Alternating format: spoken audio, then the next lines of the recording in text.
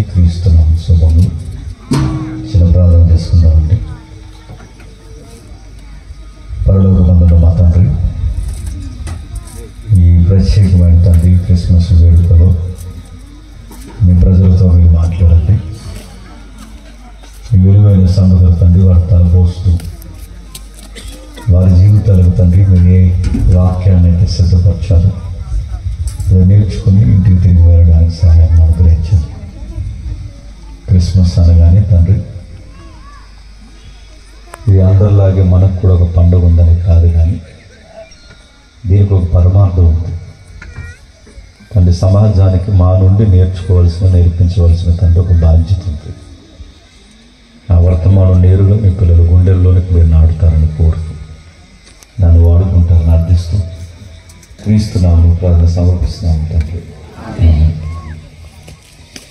ఆలస్యం చేయకుండా కొన్ని విలువైన సంగతులు విందాం. మత్తయి సువార్త, మత్తయి గారు రాసిన సువార్త 19వ వచనం నుండి 23వ వచనం చదవండి. మొదటి అధ్యాయం మత్తయి సువార్త. నీతిమంతుడై నుండి ఆమెను అవమానపరచునొలక రహస్యముగా ఆమెను విడనాడును ఉద్దేశించెను. అంతటి సంగతులను గురించి ఆలోచించుకొనుచుండగా ఇదిగో ప్రభు దూత స్వప్నమందు అతనికి ప్రత్యక్షమై దావీదు కుమారుడైన యోసేపు, నీ భార్య అయిన మరియను చేర్చుకొనుటకు భయపడకము, ఆమె గర్భము ధరించినది పరిశుద్ధాత్మ వలన కలిగినది, ఆమెకు కుమారుని కనును, తన ప్రజలను వారి పాపాల నుండి ఆయనే రక్షించును గనక ఆయనకి యేసు అని పేరు పెట్టుదురనెను. ఇదిగో కన్యక గర్భవతి కుమారుని కనును, ఆయనకు ఇమ్మానుయేలు అని పేరు పెట్టుదురు అని ప్రభువు తన ప్రవక్త ద్వారా పలికిన ఈ మాట నెరవేరినట్లు ఇదంతయు జరగను. ఇమ్మానుయేలు అని పేరునకు భాషాంతరమున దేవుడు మనకు తోడని అర్థం. కొన్ని సీజనల్గా చదువుకునే వచనాలు ఉంటాయి. అలా సీజనల్గా చదువుకునే వచనాల్లో ఏడాదికి ఒక్కసారి ధ్యానించే వచనాలు ఇవి ఒకటి. క్రిస్మస్ వచ్చేంత వరకు క్రైస్తవులు పట్టించుకోని వచనాలు ఇవి. కానీ దాని వెనకాల ఎంత పెద్ద ప్రణాళిక ఉందన్న సంగతి గ్రహించాలి. ఎందుకో కొన్ని బైబిల్ సందర్భాలు సీజనల్గా అలవాటు చేసేసుకున్నారు. ఉదాహరణకి 127వ కీర్తన చదవాలనుకోండి, ఎవరొకరు ఇల్లు అయినా కట్టుకోవాలి, పిల్లలైనా పుట్టాలి, లేకపోతే చదవాలి.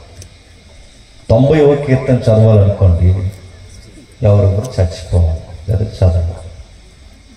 ఎబిసి పత్రిక 5వ అధ్యాయం చదవాలనుకోండి, ఎందుకంటే వేదిక వేసి పెళ్లి చేయాలి, లేదా చదవాలి. ఇప్పుడు మత్తయి సువార్త మొదటి అధ్యాయంలో వచ్చిన చదవాలనుకోండి, డిసెంబర్ నెల రావాలి, లేదా చదవాలి. అందుకే మన బైబిల్ మనకు అర్థం అవ్వట్లేదు. బైబిల్కి మూలాలు ఉన్నాయి, బైబిల్కి నిలువెత్తు అర్థాలు ఉన్నాయి. బైబిల్ ప్రతిరోజు చదువుకోవాల్సిన పుస్తకం. ఇది సీజనల్గా చదివే పుస్తకం కాదు. ఏం రాస్తున్నాడు కొంచెం జాగ్రత్తగా వినండి. 22లో ఇదిగో కన్యక గర్భవతి కుమారుని కనును, ఆయనకి ఇమ్మానుయేలు అని పేరు పెట్టింది. 21లో ఆమెకు కుమారుని కనును, తన ప్రజలను వారి పాపముల నుండి ఆయనే రక్షించును గనక ఆయనకి యేసు అని పేరు పెట్టేదిరండి. ఇప్పుడు రెండు అడుగుతున్నాను, ఇప్పుడు యేసు అని పేరు పెడతారా, ఇమ్మానుయేలు అని పేరు పెడతారా? చెప్పాలి. ఎన్ని క్రిస్మస్లు చేశారు ఈరోజు నాకు చెప్పండి. యేసు అని పేరు పెడతారా, ఇమ్మానుయేలు అని పేరు పెడతారా? చెప్పాలి. యేసు అని పేరు పెడతారు. మరి ఇమ్మానుయేలు ఏంటి? మరి రివర్స్ అర్థం చెప్పండి. అసలు యేసు అనే పేరు ఎలా వచ్చింది? పలస్తీనాలో ఎలా వచ్చిందంటే, లేదా ఇజ్రాయెల్ దేశంలో ఎలా వచ్చిందంటే, మోసే గారు తెలుసు. మోసే గారికి నమ్మకమైన శిష్యులు ఉండేవారు. అందులో ఇద్దరు, ఇంకొక ఆయన క్లోజ్గా ఉండేవాడు. మోసే గారికి ఎగ్జాక్ట్ బొమ్మ గుద్దినట్టు ఉండే శిష్యులు ఉండేవారు. ఎవరు చెప్పండి? యెహోషువ. యెహోషువలో యేషువ, బాగా వినాలి, యెహోషువలో యేసు అనే పేరే వాడినేస్తే యేసు అన్నమాట. అంటే హెబ్రీ శబ్దంలో యెహోషువ నుంచి వచ్చిన పేరే యేసు. మరియం పేరు ఉంది కదా, మరియం ఎవరు? ఇప్పుడు యేసుని కన్నా తల్లి. ఈ మరియమ్మ పేరు ఎక్కడి నుంచి వచ్చిందంటే మోసే గారు అక్క ఉంది కదా మిరియాం, ఆ మిరియాం పేరు నుంచి వచ్చిన పేరే మరియమ్మ. మీకు మూలాలు అర్థమవుతుంది. అంటే యేసు అనే పేరు యెహోషువ నుంచి వచ్చింది, మరియమ్మ పేరు మిరియాం నుండి వచ్చింది. మరి ఇమ్మానుయేలు పేరు ఎలా వచ్చింది? యేసుని పెడితే అయిపోద్దిగా, మరి ఇమ్మానుయేలు అని పెట్టడం ఏంటి అంటే ఏదో చరిత్ర మత్తయి గారు చెబుతున్నారన్నమాట. అందులోనూ మత్తయి సువార్త అంత ఈజీగా అర్థం. మత్తయి సువార్త చదువుతున్నప్పుడు 14 తరాలు రాస్తాడు. 14 ఎందుకు రాశాడు? అది ఒక లెక్క. లెక్కలు ఎందుకు రాస్తున్నాడు? ఆయన లెక్కల మాస్టర్ కాబట్టి. ఎవరు? మత్తయి. ఆయన లెక్కల మాస్టర్ ఏంటి? లెక్కల మాస్టర్ అని ఎందుకంటారంటే సుంకాన్ని వసూలు చేస్తారు. సుంకం అంటే ట్యాక్స్, పన్ను. ఈ పన్ను వసూలు చేసే వాళ్ళకి లెక్కలు బాగా తెలుసు. అందుకే సుంకపు గుత్తదారులు ఈ సుంకాన్ని వసూలు చేసే ఈ లక్షణాలు ఉన్నాయి కనుక వాళ్ళకి లెక్కలు బాగా తెలుసు. అందుకే మత్తయి గారు రాసే విధానం లెక్కలతో ఎక్కువ ఉంటుంది. 14 అని రాసినట్టు ఊరికే 14 అని కట్టలేదు. వాళ్ళ నెంబర్స్లో మాట్లాడుకుంటారు. 14 అంటే ఈ 3 14 కలిపితే దానికి ఒక నెంబర్ వస్తుంది. ఆ నెంబర్ను మళ్ళీ డీకోడ్ చేస్తే ఆ నెంబర్లో ఒక పేరు వస్తుంది. ఆ పేరు యూదులు మాత్రమే డిక్లేర్ చేస్తారు. ఆ పేరు ఎవరిదంటే సన్ ఆఫ్ డేవిడ్ అని వస్తుంది. అంటే దావీదు కుమారుడు. అందుకే ఈ మత్తయి మొదలెట్టడం ఏమైనా మొదలెడతారంటే దావీదు కుమారుడైన యేసుక్రీస్తు వంశాలు. చూసారంటే ఏదో లెక్కలు చెప్తాడు. ఈ లెక్కలన్నీ ఇప్పుడు మనం తేల్చిన మొదలెడితే తెల్లారిపోతుంది. ఈ లెక్కలు చదువుకోను కానీ అసలు ఆ పేరు ఎందుకు లాక్కొచ్చాడు? మత్తయి గారు కొత్తగా పెట్టిన పేరేం కాదు. ఈ పేరు ఎందుకు వచ్చిందంటే ఈయన మాట పలకడానికి ముందు యెషయా గారు రాశారు. మళ్ళీ ప్రశ్న, యెషయా గారు ఎందుకు రాశారు? ఏం తెలవు. హ్యాపీ క్రిస్మస్ చెప్పండి, అది గుర్తుపెట్టుకోండి. వాక్యం తెలియకుండా నువ్వు ఎంత హ్యాపీ క్రిస్మస్ అన్నా దేవుడు హర్షించడు. నీ దేవుడు ఏమై ఉన్నాడు నీకు తెలియలేనప్పుడు నీ దేవుడికి పుట్టినరోజు చేస్తే ఏంటి, ఆయన మరణించిన రోజు చేస్తే ఏంటి? నీ దేవుడి పేరే నీకు సరిగ్గా తెలియకపోతే ఆ దేవుడికి నువ్వు ఎన్ని క్రిస్మస్ చేస్తే ఏంటి? ఆయనను కూర్చుని అవగాహన ఉండాలిగా. ఇప్పుడు క్యాండిల్స్ వెలిగిస్తున్నావు, ఎందుకు వెలిగిస్తున్నావు? వెలిగిస్తున్నావు. స్టార్స్ కడుతున్నావు, ఎందుకు కడుతున్నావు? మనం ఎలాగో అది కడతాం, దాన్ని వెలిగిస్తాం. అందరు నేను పిలుస్తున్నావు, యాపీ అంటున్నావు. నిజంగా నేను తిరిగేసి అడుగుతున్నాను, నీకుందా యాపీ? నీ అప్పులన్నీ తీరిపోయినాయా? మీ కుటుంబంలో గొడవలు తగ్గిపోయినాయా? మీ కలహాలన్నీ పోయి నూతన సంవత్సరంలో కొత్తగా అడుగులు పెడుతున్నావు. ఏం హ్యాపీ ఉందని హ్యాపీ న్యూ ఇయర్ అంటున్నావు, హ్యాపీ క్రిస్మస్ అంటున్నావు. అంటే ఏదో ఉంది, మనకు అర్థం కావాల్సిన పాయింట్ మనకి స్ట్రైక్ అవ్వకపోతే మనం చేస్తున్న ఈ ఏదైతే ఈ వాతావరణం ఉందో, ఇతరులకి పండగలు ఎలాగైతే ఉన్నాయో అది చెప్పండి. మనకు కూడా ఒక పండగ ఉందని ఫీల్ అవుతున్నాం. మన పండగ కాదు, మనకు ఒక పరమార్థం ఉంది. మన దేవుని యొక్క పుట్టుక, మన దేవుని యొక్క మొదటి గడియను మనం జ్ఞాపకం చేసుకుంటున్నామంటే మన గుండెల్లో ఏదో ధైర్యం నింపడానికి ప్రభు ఏదో తన శిష్యగణంతో ఇన్ని పుస్తకాలు రాయించాడు. ఇది మనం నేర్చుకోవాలి. నేర్పు లేని క్రిస్మస్, నేర్పని ఏ సంస్కృతి అయినా సాంప్రదాయం అయినా ఈ పనికిరాని ట్రెడిషన్స్ నేను బాగు చేయకపోతే అనవసరం. అది ఏదో రాస్తున్నాడు. ఏం రాస్తున్నాడు? మత్తయ్య రాస్తున్నాడు. ఆమెకు కుమారుని కంటది, ఆయనకి యేసు అని పేరు పెడతాడు. యేసు అని పేరు అంటే రక్షకుడు. మరి ఇమాన్యుయేల్ ఏంటి? ఇది చరిత్ర తెలియాలంటే నేను ఎక్కువ టైం చెప్పను, జస్ట్ 2Kగా చెప్తాను, జాగ్రత్తగా వినండి. బైబిల్లో మొట్టమొదటి మానవుడు ఉన్నాడు, తెలుసుగా?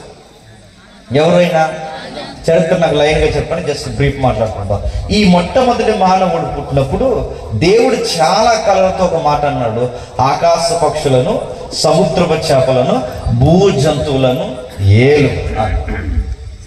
ఈ సమస్త జీవరాశిని, ఈ సృష్టిని ఏలమన్నాడు. సృష్టిని ఏలడం ఏంటి? ఆకాశ పక్షుల్ని వెళ్తాడా అని అడుగుతున్నాను. భూజంతువులు ఎలా వెళ్తాడు?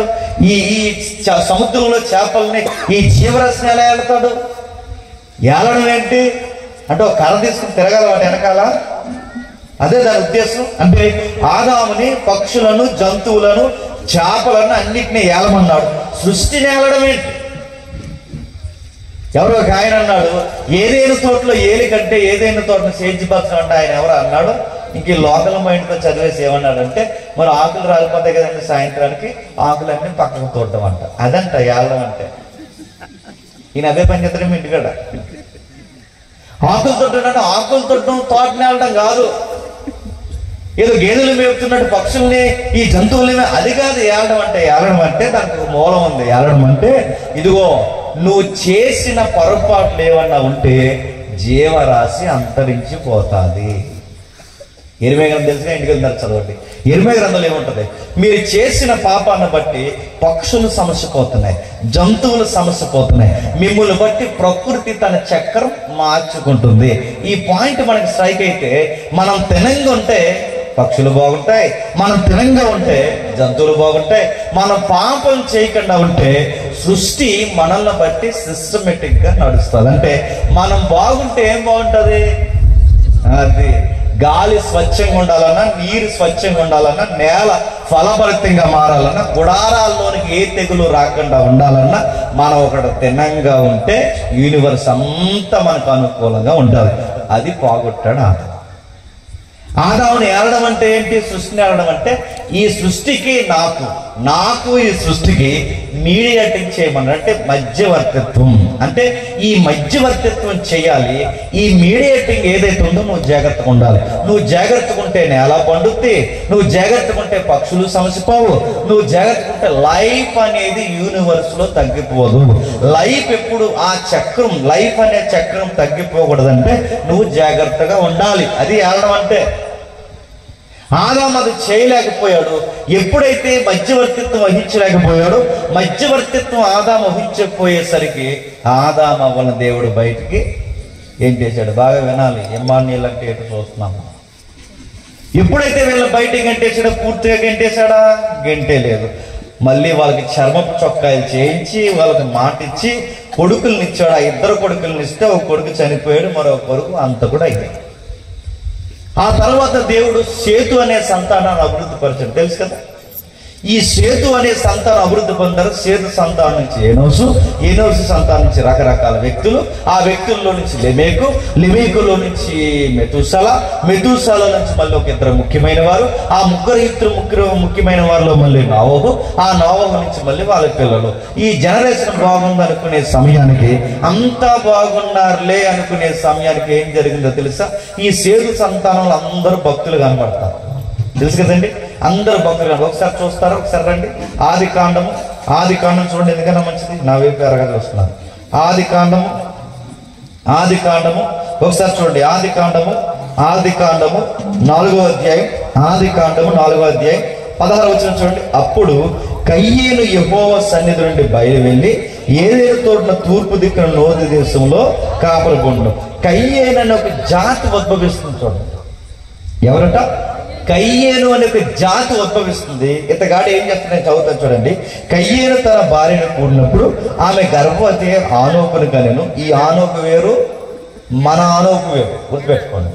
ఈ ఆనోకును కనెను. అయితే అప్పుడు అతడు ఒక ఊరు కట్టించి ఆ ఊరికి తన కుమారుల పేర్లు పెట్టి ఆనోకు పేరు పెట్టను. ఆనోకుకి ఏరాదు పుట్టెను, ఏరాదుకి మహుయేలు పుట్టెను. ఇలా ఒకరొకరు చెబుతూ కిందకి అంటాడు. చూడండి, లెమేక్ అన్నోడు ఒకడు పుట్టాడు. 7 పెళ్లి చేసుకుంటాడు. మీకు సంస్కృతి అర్థమవుతుందా? అంటే కయ్యేను ఒక సంతానం అభివృద్ధి పొందింది. ఆ సంతానంలో పట్టణాలు కడుతున్నారు, ఆ పట్టణాల్లో చాలా పేర్లు పెట్టుకుంటున్నారు. ఇంకా ఎంత సంస్కృతి అభివృద్ధి పొందిందంటే ఒక్కొక్కటి ఎదురేం చేసుకుంటున్నారు. అక్కడితో ఆగిపోయారా? ఇంకేం చేస్తున్నారు చూడండి, చూడండి. వారిలో ఒక దాని పేరు ఆదా, రెండో దాని పేరు శీల. ఏంటో మరి విచిత్రమైన పేరు. కింద పేర్లు చెప్తున్నారు చూడండి. యాబాలని ఒకడు ఉన్నాడట. అతడు పశువులు గలవాడే, గుడారంలో నివసించే వారికి మూలపురుషుడు. అంటే గుడారాలు ఎలా వేయాలి, టెంట్ అన్న దానికి నాంది పలికింది ఎవడట? ఈడే. మళ్ళీ అర్థమవుతున్నాయా? టెంట్లకు నాంది పలికిన వీడే. తర్వాత అతని సహోదరుడి పేరు యోమాలు. ఇతడు సితార స్థానికుని వాడికి చేయవారందరికీ మూలపురుషుడు. సంగీతం కనుగొన్నది ఎవడట? ఈడే. ఇన్స్ట్రుమెంట్స్ అన్నిట్లు అంటే వీళ్ళ లైఫ్ మీరు గమనిస్తున్నారా? టౌన్స్ కట్టుకుంటున్నారు, టౌన్ కి పేర్లు పెట్టుకుంటున్నారు, టౌన్ లో ఇద్దరు పెళ్లి చేసుకుంటున్నారు, ఇంకా ఎంటర్టైన్మెంట్ ప్రోగ్రామ్స్ కనిపెట్టారు, ఇంకా గుడారాలంటే విచిత్రమైన అవసరాన్ని కట్టుకుంటున్నారు. ఇంకా ఏం చేస్తున్నారు? ఒక రోజు లెమేక్ అన్నవాడు వాళ్ళ భార్య దగ్గరికి పోయి డైలాగ్ చెప్తున్నాడు. ఏమని డైలాగ్ చెప్తున్నాడు? ఓ ఆదా, ఓ శీల, నా పలుకు నుండి లెమేకు భార్యలారా నా మాట ఆలకించుడి. నన్ను గాయపరిచినందుకే ఒక పడుచువాడిని చంపేశాను, నన్ను దెబ్బ కొట్టినందుకే ఒక పడుచువాడిని చంపుతుంది. 7 ప్రద్దన్న కయ్యేరు కోసం వచ్చిన ఎడలా లెమేకు కోసం 77 వచ్చినాను. ఆదామా ఏమంటాడు చూడండి, ఏం చెప్తున్నాడు చూడండి, ఏమని మాట్లాడుతున్నాడు? ఓ ఆదా, ఓ శీల. ఏం చేసినట్టు ఆ ఘనకార్యం? మీరు తిన్నా తరగనంత గొప్ప సంపద సంపాదించాడంటున్నాడా? వీడు చేసిన పనికి మాది పని చెప్పిన ఎవడో కుర్రోడు ఏదో అన్నాడట, అన్నందుకు కొట్టేసాడట, ఇంకొకరిని చంపేశాడు. చంపేసిన విషయాలు గొప్ప చెప్తున్నాడు చూడండి భార్యకి. అంటే కయ్యేని గడు సంతానంలో ఒక్కడ తినంగా ఉన్నాడండి, ఒక్కడ తినంగా లేడు. పట్టణాలు కడుతున్నారు, పేర్లు పెడుతున్నారు, సంగీతాలు కొనుక్కుంటున్నాడు, గురాలు కడుతున్నారు. ఈ కిందకు వచ్చేసరికి 2 పెళ్లి చేసుకున్నారు. పైగా ఆ చేసిందే పోరంపోకు పని అనుకుంటే ఇంకా పోరంపోకు పని అంటే చెప్పిన యాళ్ళని ఏళ్ళ కొట్టుకుంటూ మనుషులు చంపేసి మళ్ళీ మీసాలు కనేసి వాళ్ళ భార్యలు చెప్తున్నారంట, ఈ ఆలోచన చంపేశానే అన్నాడు. వినడానికి ఎలాగ సిగ్గు లేదు, చెప్పడానికి అసలు సిగ్గు లేదు, భయం లేదు. తిరిగి పైగా ఎంత భయం ఉన్నాడంటే కయ్యేడు కోసం 7 వస్తే నాకు 70 దేవుడు శిక్షించిన చంపేదని వెళ్దాం అన్నాడు. అంటే పాపాన్ని కూడా గొప్పగా చెప్పుకునే సంస్కృతి ఎవరిది? కయ్యేని యొక్క సంతానం. ఇది ఒక సైడ్ కనబడుతుంది. మరొక సైడ్ ఎవరున్నారు? ఇప్పుడు నేను చదువుతాను చూడండి. మరొక సైడ్ ఎవరున్నారు? 5వ అధ్యాయం మొదటి వచనం నుంచి. ఆదాము వంశావళి గ్రంథం ఇదే 6వ వచనం. సేతును కన్నాడట. ఆ సేతు తర్వాత మళ్ళీ నేను చదువుతాను, నేను చదివి వచ్చినా చూడండి. 6వ వచనంలో సేతు ఉన్నాడు, 9వ వచనంలో ఏనోస్ ఉన్నాడు, 12వ వచనంలో కేనాన్ ఉన్నాడు, 15వ వచనంలో మహయేలు ఉన్నాడు, ఇంకా 18వ వచనంలో ఏరోద్ ఉన్నాడు, 21వ వచనంలో ఆనోక్ ఉన్నాడు, అందులో మెతూసల ఉన్నాడు, 25వ వచనంలో మెతూసల ఉన్నాడు, ఇంకా 28వ వచనంలో లెమేక్ ఉన్నాడు. ఈ కిందకు వచ్చేసరికి మనకు కనబడుతున్న 32లో నావహు. వీళ్ళందరూ ఎవరు? భక్తులు. లెమేక్ ఒక భక్తుడు, ఆనోక్ ఒక భక్తుడు, మెతూసల ఒక భక్తుడు, ఇక్కడ కనబడతాడు నావహు ఒక భక్తుడు, షేత్ ఒక భక్తుడు, ఎనోస్ ఒక భక్తుడు. వీళ్ళందరూ మనం చదువుతుంటే వీళ్ళంతా భక్తులు. అంటే షేటు సంతానంలోనేమో అందరు భక్తులు కనబడుతున్నారు. కయ్యేని సంతానంలో సుఖపడేవాళ్ళు, ఇల్లు కట్టుకునేవాళ్ళు, దుర్మార్గులు, ఇద్దరు పెళ్లి చేసుకుని మనుషులు చంపేవాళ్ళు, ఇలాంటి వాళ్ళు అందరూ కయ్యేని సంతానంలో కనబడుతున్నారు. మీరు గమనించండి, మొదటి జాతుల్లో ఎంత విష సంస్కృతి వచ్చిందో. ఇప్పుడు ఇటువైపు బాగున్నారా అనుకునే టయానికి ఇటువైపు బాగాలేని ఒక బ్యాచ్ తయారయ్యారు. పోనీ వాళ్ళు అలాగున్నారు, వీళ్ళు బాగున్నారులే అని దేవుడు అనుకుంటే వాళ్ళు వీళ్ళు కలిసి 6వ అధ్యాయానికి వచ్చేసరికి పెళ్లి చేసుకున్నారు. ఏం చేశారు? పెళ్లి చేసుకున్నారు. అందుకే 6వ అధ్యాయంలో మనకు కనబడేది ఏంటి తెలుసా? నరుల కుమార్తెలను దేవుని కుమారులు చక్కని వారిని చూసి ఏం చేశారట? పెళ్లి చేసుకున్నారు. ఇక్కడ దేవుని కుమారులు అంటే ఎవరు? సేతు, మెతూసల, లెమేకు, వీళ్ళ వంశం వచ్చిన ఉత్తములు ఉన్నారు చూసారా? ఈ భక్తులందరూ కలిసి వీళ్ళు బాగున్నారులే అనుకునే భయానికి వీళ్ళు వెళ్ళి ఎవరిని పెళ్లి చేసుకున్నారట? ఆ లోక సంబంధమైన కయ్యేని గాడి సంతానాన్ని పెళ్లి చేసుకున్నారు. ఇప్పుడు వాళ్ళు వీళ్ళు కలిస్తే ఒక దుర్మార్గమైన జాతి పుట్టింది. ఆ జాతి పేరు నెఫీ. ఎవరు? నెఫీలు. నా మాటలు అర్థమవుతున్నాయి లేదో మీకు అర్థమవుతుంది కొంచెం చెప్పు. అర్థమవునా అర్థం అవ్వకపోయినా అర్థమైనట్టు మొక్కలు బడి కొంచెం చెప్పి వెళ్ళిన తర్వాత మీకు అర్థం వస్తుంది. నెక్స్ట్, ఎందుకంటే ఎమాన్యుయల్ మనకు తెలియాలిగా, కొంచెం జాగ్రత్తగా అంటే. అయితే ఇప్పుడు ఈ సేతు సంతానంలో వారు కలిస్తే నెఫీలు పుట్టారు. ఈ నెఫీల్లో ఎవరైతే ఉన్నారో దుర్మార్గమైన బలవంతమైన పనులు చేసే వాళ్ళు పుట్టారు.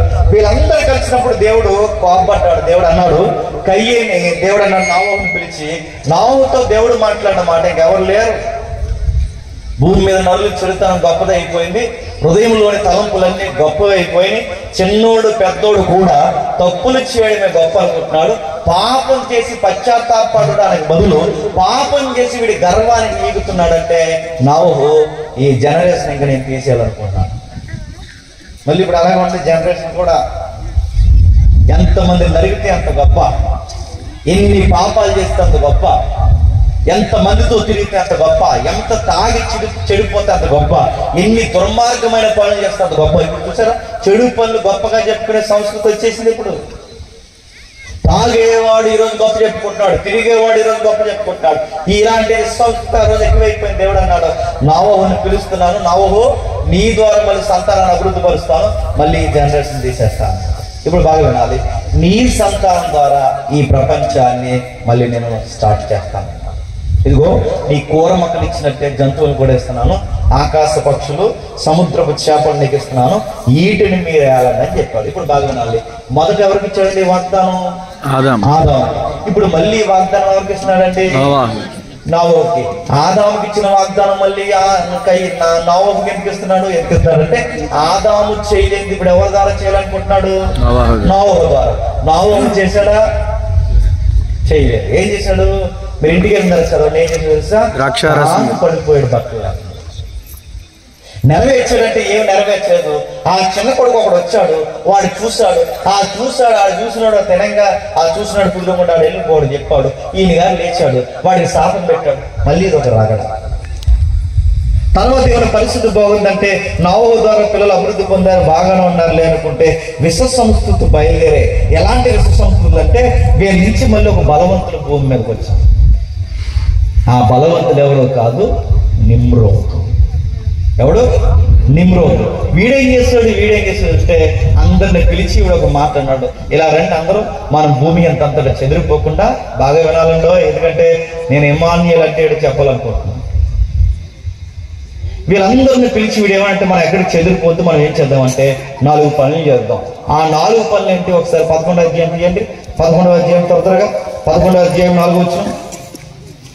11వ అధ్యాయం 4వ వచనం. మరియు వారు మన భూమి ఎంతంతా చెదిరిపోకుండా, మొదటి పని ఏంటంటే, నేను చదువుతాను చూడండి. మొదటి పని ఏంటంటే భూమి ఎంతంతటా చెదిరిపోకుండా మొదటి పని.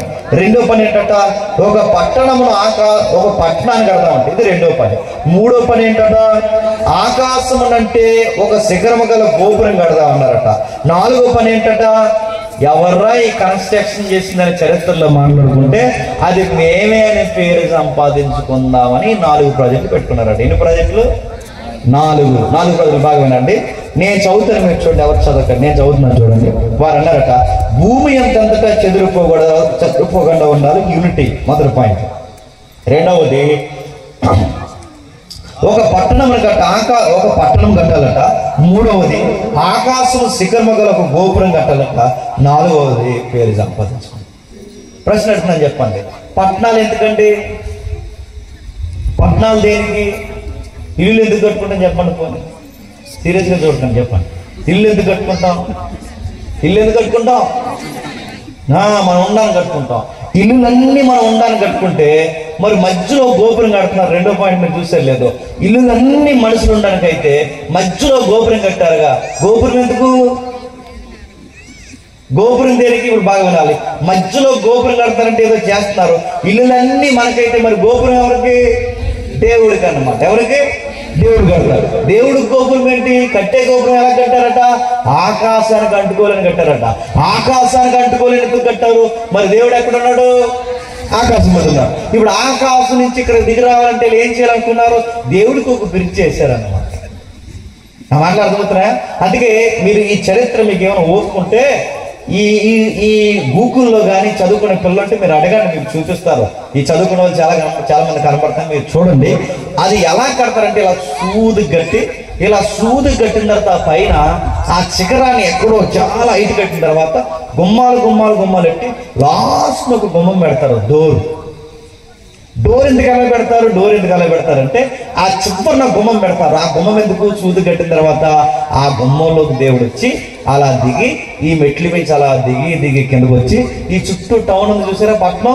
ఈ పట్టణంలో ఉన్న వాళ్ళందరినీ దీవించేసి వీళ్ళు పళ్ళు పలహారాలు ఇస్తే అవి దేవుడు తీసుకుని జేబులు ఎట్టుకుని మళ్ళీ మెట్ల మీద ఎక్కేసి అలా వెళ్ళిపోయి జాగ్రత్తగా నన్ను బిడ్డలారా మళ్ళీ వచ్చే వారం వస్తాను వెళ్ళిపోతాను అంటాడని ఈ నిమ్నోదరుడి ఫీలింగ్. నా మాటలు అర్థమవుతున్నాయా? వీడు ఎంత కట్టడం, వీడి ఫిలాసఫీ ఉంది దీని వెనకాలంటే దేవుడిని ఎందులో పెట్టుకోలేకున్నారండి. దేవుడికే ఇల్లు కట్టి దేవుడికే సెల్టర్ ఇచ్చి దేవుడినే ఇళ్ళలోకి రప్పించి దేవుడికే అర్పణ ఇవ్వాలనుకున్నారు. అందుకే మీరు ఇప్పటికీ మీరు గుళ్ళు గోపురాలు చూడండి, మీరు ఎక్కడైనా మీరు గమనించండి, ఎక్కడ ఏ ఇలాకాలో ఉన్నా మీరు చూడండి, గుడి ఎప్పుడు సూది కడతారు చూసారా? అలా సూది కట్టి అలా స్టేర్గా పెట్టి చివరిన బొమ్మ పెడతారు. మీరు చూడండి, బొమ్మ ఎందుకు కడుతున్నారు? నిమ్మరాజు గారి స్టైల్ అదే. బయటలు కూడా చూడండి, కొండల మీద గుళ్ళు కడతారు చూసారా? ఆ కొండల మీద గుళ్ళు ఎందుకు కడతారు? కొండల మీద ఎందుకు కడతారు? టవర్ అది ఎవరికి? దేవుడికి. అందుకే సూది గుళ్ళు కట్టి పైన గోపురం పెడతారు. ఆ గోపురం దగ్గర ఒక డోర్ పెడతారు. ఆ డోర్ పెట్టిన దేనికి? ఎవడొస్తే డోర్ వచ్చి నువ్వు నేను కాదు, ఎవరు తీయాలని? దేవుడు గుమ్మ పెట్టారు. అది చూడండి, ఈ మధ్యకాలం మనోళ్ళు కూడా కాపీ కొడతారు. బయట ఎలాగైతే సూది కట్టారు, మనోళ్ళు కూడా సూది కట్టి బొమ్మ పెడితే సి అంటాడని దేవుడు గంట ఎట్టారు. నా మాట్లాడుతుంది ఇదే. కన్స్ట్రక్షన్ ఎక్కడి నుంచి వచ్చాయంటే ఈ రోజు చేస్తున్నవి ఏమి కొత్తగా వచ్చినవి కాదు, పురాతనమైన మనుషులు చేసి మొట్టికలు తినవే ఇప్పుడు మళ్ళీ చేస్తున్నారు ఆ పనులు. అందుకే చూడండి, ఇప్పటికీ గుడులు గోపురాలు సూదిగా ఉంటాయి చూడండి. ఆ చివరిని కడతాడు. దేవుడు వచ్చాడు, చెదరగొట్టి పాడేశాడు. నాకు ఇల్లు కట్టడం ఏంట్రా, నాకు నివాస స్థలం ఏంటి? నావోహో నిలబడతా కూడా నావో సంతానం నిలబడలేదు. నావో సంతానం దేవుడినే చేయబెట్టుకోవాలనుకున్నాడు. చెదరగొట్టి పడేశాడు, చెదిరిపోయారు, భాషలు తారుమారైపోయారు. చాలా మంది ప్రశ్న అడుగుతుంటారు, భాషలు ఎలా వచ్చాయి, భాషలు ఎలా వచ్చాయి అంటే, భాషలు అంటే పెద్ద సీరియస్ మ్యాటర్ అనుకోకండి. భాషలు అంటే ఎవడు ఎర్ర అడిది అదే భాష.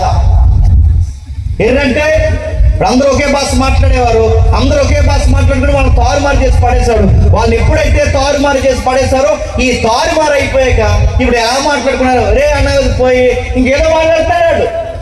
ఒరే వాళ్ళందరూ దగ్గర వచ్చారు ఇనమన్న వాళ్ళు. ఇనమన్న వాళ్ళందరూ ఏదో మాట్లాడుతున్నారు, అలా పోయారు. అదో బ్యాచ్ అన్నమాట.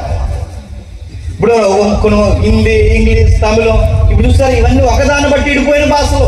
సంస్కృతి విడిపోయింది, హిందీ, తెలుగు నుంచి విడిపోయింది, తమిళం, కన్నడ, ఇలా ఒకదాని నుంచి ఒకటి విడిపోయింది. చూసారు, ఎవరు ఎర్రి? మన తెలుగులోనే రకాలు ఉన్నాయి. అక్కడ రాకెందుకు ఇంత చక్కగా మాట్లాడి మళ్ళీ తల్లికి బిడ్డకి వేరే భాష ఉంటుంది. మీరు చూసారు లేదు? తల్లికి బిడ్డకి భాష వేరు తెలుసు కదా. ఆడు మాట్లాడడం రావట్లేదని వాళ్ళ అమ్మ అలా మాట్లాడుతుంది. ఏమంటుంది వాళ్ళమ్మ? మనం ఒరే మంచిగా తాగంటే ఆడికి అర్థం అవుతుంది. అది వాళ్ళ అమ్మ ఆడి స్లాంగ్లో చెప్తుంది. ఏమని చెప్తుంది అంటే, ఏమంటే తెలుసా? తువ్వ తాగు అంటారు. తువ్వ అంటే డిక్షనరీలో ఉండదు, గూగుల్లో కూడా ఉండదు, ఎక్కడ ఉండదు. అది ఆ డిక్షనరీ అంటే ఇలా ఎవరు పుట్టించుకున్న ఎర్రి అది ఒక భాష అయింది. అలా చెదిరిపోయారు. సముద్రం ఒడ్డుకి చెదిరిపోయారు, నదుల ఒడ్డుకి చెదిరిపోయారు. బాగా మర్చిపోవద్దు, చరిత్ర. క్రిస్మస్ అంటే ఒక చరిత్ర, అల్లా టప్పాగా మాట్లాడుకునే చరిత్ర కాదు. గాలి గొట్టంగా ఈ మధ్య తయారయ్యి యేసుప్రభు అనే ఆయన పుట్టిన పురాణం మిథాలజీ అంటున్నారు. అలాంటి గాలిలోందరికీ మీకు సమాధానం చెప్పాలి అంటే ఇంత చరిత్ర మీకు తెలియాలి. ప్రతి ఊర్లో ఇలాకాలో లేచి ప్రతి ఒక్కరు ఏమంటాడంటే, నీ బైబుల్ అది ఉంది, నీ బైబుల్. మా బైబుల్ ఏముంది చెప్పాలా? మన దేవుడికి వచ్చి చెప్పాలా? చరిత్ర అడుగుతాడు. మీకు తెలుసా? మన చరిత్ర మనకు తెలుసు. చరిత్ర బాగా చరిత్ర ఏదైతే ఉందో ఆ చరిత్రకి మూలమే బైబుల్. అది ఆంథ్రోపాలజీ అయినా, అది భౌగోళిక సాక్ష్యాలైనా, ఏదైనా బైబులే చెప్పాలి. వేరేవారు చెప్పేది మధ్యలో వీడి గురించి ఎందుకు మాట్లాడు? ఈ మధ్య ఎవడు వచ్చాడు, December 25 బైబుల్ ఉందంటే ఇది బొంద, ఇది క్యాలెండర్ తెలుసా? వీడికి ఎవరికైనా తెలిసి అడుగుతున్నా, క్యాలెండర్ తెలుసు. క్యాలెండర్ ఎన్ని రకాలు ఉన్నాయో తెలిసే వీళ్ళకి. అసలు ఈ బైబుల్ ఉన్న సెన్స్ ఏంటి, లెక్కలేంటి, ఇవేంటి, ఇమాన్యుయల్ ఏంటి, ఏసేంటి మనకే తెలియదు, దానికేం తెలుసు. అందుకే చరిత్ర తెలియాలి. క్రిస్మస్ అనగానే కేక్ తెచ్చారా? మేమేం తెచ్చాం? ఇది కాదు. క్రిస్మస్ అనగానే ఒక మెసేజ్ ఉంది, సమాజానికి ఒక వార్త ఉంది. ఈ వార్తను సమాజానికి చూపించాలి. ఏముంది? ఇది ఒక చరిత్ర నడుస్తుంది. ఆదాము నిలబెట్టాడు, నిలబడ్డాడా? లేదు. నాహోను పెట్టాడు, నాహో పిల్లలు ఉన్నారా? లేరు. వీళ్ళందరూ ఏం చేశారు? గోపురం కట్టాడు దేవుడు. చెదరగొట్టి పాడేశాడు, పమ్మన్నాడు. ఇలా చెదిరిపోయి ఎక్కడికెక్కడ చెదిరిపోతే ఆ చెదిరిపోయిన నుంచి మళ్ళీ దేవుడు వదిలేలేదు పూర్తిగా. మళ్ళీ ఎవడున్నానా అని చూశాడు. ఆ చూసిన వ్యక్తిలో తలుపుకొని ఒక వ్యక్తి వచ్చాడు. ఆ మెరిసిన వ్యక్తే అబ్రహాం. అబ్రహాం చరిత్ర ప్రతి జీవజాతికి చాలా మూలాలు ఉంటాయి. అబ్రహాం అనే ఒక వ్యక్తి వచ్చాడు. అబ్రహాంతో దేవుడు మాట్లాడతాడు. ఏమని మాట్లాడతాడు? 12వ అధ్యాయం మొదలు వచ్చిన చూడండి. 12వ అధ్యాయం మొదలు వచ్చిన, యెహోవా నీవు లేచి నీ దేశములో నుండి నీ బంధువుల అడ్డు నుండి బయలుదేరి చూపించు దేశమునకు వెళ్ళము. నిన్ను గొప్ప జనముగా చేసి నిన్ను ఆశీర్వదించి నీ నామము గొప్ప చేయుదును. అవుదో నేను చదువుతాను. రాయబడి వచ్చిన చూడండి, ఆదాము, నోవహు. ఇప్పుడు ఎవరు? అబ్రహాం. మీకు అర్థమవుతున్నాయి? చరిత్రలో అక్కడక్కడ బెంచ్ మార్కులు కనబడుతున్నాయి చూడండి. మైలు రాయిలు మాదిరి కనబడుతున్నాయి. ఒకటి ఆదాము, రెండు నోవహు. ఇప్పుడు మరొక మైలు రాయి వచ్చింది, ఎవరు? అబ్రహాం. ఇప్పుడు మళ్ళీ అబ్రహాంతో మాట్లాడతాడు. ఏమని మాట్లాడుతున్నాడు? నీ ద్వారా, నీ సంతానం ద్వారా ఈ ప్రపంచాన్ని ఆశీర్వదిస్తాడు. వింతైన మాట్లాడి చెప్పిన అప్పటికి అబ్రహాంకి సంతానం ఉన్నారా? గమ్మత్తేడు చెప్పిన సంతానం లేనోడి దగ్గరికి వెళ్ళి నీ సంతానం ద్వారా పిల్లలు ఆశీర్వదిస్తానంటే ఎలా ఉందండి? పెళ్లిగారుడి దగ్గరికి వెళ్ళి పిల్లలు ఎంతమంది అని అడిగినట్టు ఉంది. పెళ్లిగారుడి దగ్గరికి వెళ్ళి పిల్లలు ఎంతమంది అంటే ప్రశ్న. ఇప్పుడు అబ్రహాం దగ్గరికి వచ్చాడు. అబ్రహాం ద్వారా దేవుడు అంటున్నాడు నీ సంతానమే కావాలనే దేవుడు సంతానాన్ని ఆలస్యం చేశాడు. ఎందుకు ఆలస్యం చేశారు? టకాలని బెట్లు పుట్టేశారు అనుకోండి. ముక్కాలమ్మదే, బొగ్గులా నానియే, జుట్టు అచ్చాలు తాస్తే అది కాళ్ళు చూడండి అమ్మలాగే ఉంది. ఆడి ఎవరు ఈ ముచ్చట ఎక్కువైపోతుంది. పిల్లలు లేక లేక పుట్టకుండా ఆలస్యం అయిపోయి పుట్టారు అనుకోండి. ఆలస్యంగా పుట్టారు ఇక్కడ అప్పుడు ఏమంటా? ముక్కాలే తాతాలన్నో ఏమంటా చెప్పండి? వీడు దేవుని వలన పుట్టిన బిడ్డ అండి. వెంటనే పుడితే ఇది నా ముక్కు, నా బుర్ర, నా జుట్టు అంటాం. అదే ఆలస్యంగా పుడితే దేవుని బిడ్డ. ఈ మాట అబ్రహాము నోట రావాలంటే కావాలని దేవుడు 100 ఏళ్ల వరకు ఆపేశాడు. 100 ఏళ్ళు ఆపేశాడు. ఎందుకంటే ఆ గర్భం నుంచి చాలా ప్రణాళిక ఉంది దేవుడికి. ఆదాము నెరవేర్చలేనిది, నోవహు నెరవేర్చలేనిది ఇప్పుడు ఎవరి ద్వారా నెరవేరాలి? అబ్రహాము ద్వారా నెరవేరాలి అన్నాడు దేవుడు. నీ సంతానం ద్వారా ఈ ప్రపంచాన్ని ఆశీర్వదిస్తాను. సంతానం అంటే ప్రశ్న చెప్పండి. నీ సంతానం ద్వారా ఆశీర్వదిస్తాను. సంతానం అంటే ఎవరు చెప్పాలి? ఇస్సాకు కాదు. సంతానం అంటే ఇస్సాకు కాదు. సంతానం అంటే ఇస్సాకు కాదు. ఇది నేను చెబుతున్న మాట కాదు. నీ సంతానం ద్వారా ఇంకొక సంతానం వస్తుంది. ఆ సంతానం ద్వారా భూలోకాన్ని ఆశీర్వదిస్తాను అంటే ఇస్సాకు ద్వారా భూలోకాన్ని ఆశీర్వదిస్తానని కాదు. ఎవరో సంతానం ఉన్నారంటే ఎవరు ఆ సంతానం? గలతీయులకు రాసిన పత్రిక తీయండి. గలతీయులకు రాసిన పత్రిక మళ్ళీ వద్దాం. గలతీయులకు రాసిన పత్రిక 3వ అధ్యాయం. గలతీయులకు రాసిన పత్రిక 3వ అధ్యాయం. గలతీయులకు రాసిన పత్రిక 3వ అధ్యాయం ఒకసారి రిఫరెన్స్ చూడండి. 19 వచ్చిన అనుకుంటా. గలతీయులకు రాసిన పత్రిక 3వ అధ్యాయం. అబ్రహామునకు అతని సంతానానికి వాగ్దానము చేయబడెను. ఆయన అనేకులను గూర్చి అన్నట్లు నీ సంతానమునకును 16వ వచనంలో అబ్రహామునకు అతని సంతానానికి వాగ్దానం చేయబడును. ఆయన అనేకులను గూర్చి అన్నట్టు నీ సంతానానికి అనగా చెప్పక ఒకరిని గూర్చి అన్నట్టే నీ సంతానమునకు. నువ్వు చదువు మైక్ నువ్వు చదువు. నెక్స్ట్ నేను చదువుతాను చూడండి. నీ సంతానమునకు చెప్పగా ఒకరిని గూర్చి అన్నట్టే నీ సంతానమునకు అనెను. ఆ సంతానము క్రీస్తే. మైలాగా చదవనమ్మా చెల్లి. మైపోతే నాకు చెవుల్లో పడుతుంది. నెక్స్ట్ ఇప్పుడు చదువుతున్న విషయం చూడండి. నీ సంతానముల కంటే ఇక్కడ సంతానముల కంటే ఇశ్రాయేలు కాదు. చెప్పండి. ప్రభు అయిన యేసుక్రీస్తు అంటే యేసుక్రీస్తు ద్వారా ఈ ప్రపంచాన్ని ఆశీర్వదిస్తారని ఎవరు చెప్తున్నాడండి? అబ్రహాము చెప్తున్నాడు. పిల్లలు లేనాడు. ఆ పిల్లలు లేని ఆయన దగ్గర చెప్తున్నాడు ఏమని? ఈ ప్రపంచాన్ని ఆశీర్వదిస్తాడు. ఎలా ఆశీర్వదిస్తావు? ఇది ఒక బిగ్ ప్రాజెక్ట్ అని చెప్పాడు. అసలు ఈ ప్రాజెక్ట్ ఎవరు నెరవేర్చాలి? ఆదాము నెరవేర్చాలి. తర్వాత ఎవరు నెరవేర్చాలి? నోవహు. ఇప్పుడు ఎవరి భుజాల మీదకి వచ్చింది? అబ్రహాం. ఇప్పుడు అబ్రహాంకి పిల్లలు ఇస్తారట. ఆ పిల్లల్లో నుంచి సంతానం ద్వారా ఈ ప్రపంచాన్ని ఆస్వాదిస్తాడు. ఎలాగ ఆస్వాదిస్తాడు? ఏదో చరిత్ర ఉంది. అబ్రహాం నిలబెట్టాడు. అబ్రహాం నిలబెడితే అబ్రహాం ఉన్నాడా? అబ్రహాం ఏం చేశాడు? ఆ భార్య మాట విన్నా. ఆవిడ ఏం చేసింది? ఆవిడేమో సంసారంలో పిల్లలు లేట్ అయిపోయేసరికి 16 ఏళ్ళు 25 ఏళ్ళు దగ్గర ఉండిపోయింది. దేవుడు పిల్లల్ని ఇస్తాను, ఆయన బాగానే ఉన్నాడు, నువ్వు బాగా ఉన్నావు, కనడానికి నీకు ఇబ్బంది లేదు, ఇవ్వడానికి ఆయనకి ఇబ్బంది లేదు. ఇబ్బంది ఎక్కడుందో నేను చాలా డీప్ థింకింగ్ చేశాను. నాకు అర్థమైంది ప్రాబ్లం నాలో ఉంది. అందుకే ఇప్పుడు మనం ఒక సరోగసి తీసుకుందాం. ఎవరు? శారమ్మ ఇచ్చింది సలహా. శారమ్మ ఇచ్చింది. ఆవిడ సంసారం కూడా తెచ్చి ఇప్పుడు ఏం చేసింది? ఇవిడ తీసుకో. ఆవిడ పేరు ఆగరు. ఐగుప్తు నుంచి వచ్చింది కొత్తగా బహుమానంలో. ఆవిడ తీసుకున్నారు. ఆవిడ ద్వారా గర్భం ధరిస్తుంది. గర్భం ధరిస్తే ఇంత పొట్టేసి తిరుగుతుంది. ఆగరం ఇంత పొట్టేసి తిరుగుతుంది. ఇవిడ సెలవు వస్తుంది ఎవరికి? ఏవే నువ్వు కావాలనే నా ముందు అలా పొట్టేసి తిరుగుతున్నావు కాదు, నాకు నిజంగా నేను గొడ్రాలని నువ్వు సంతానం అంటున్నావు అని ఎక్కడెత్తున్నావు కదా, ఈ సంగతి తెలుపుతున్నాను.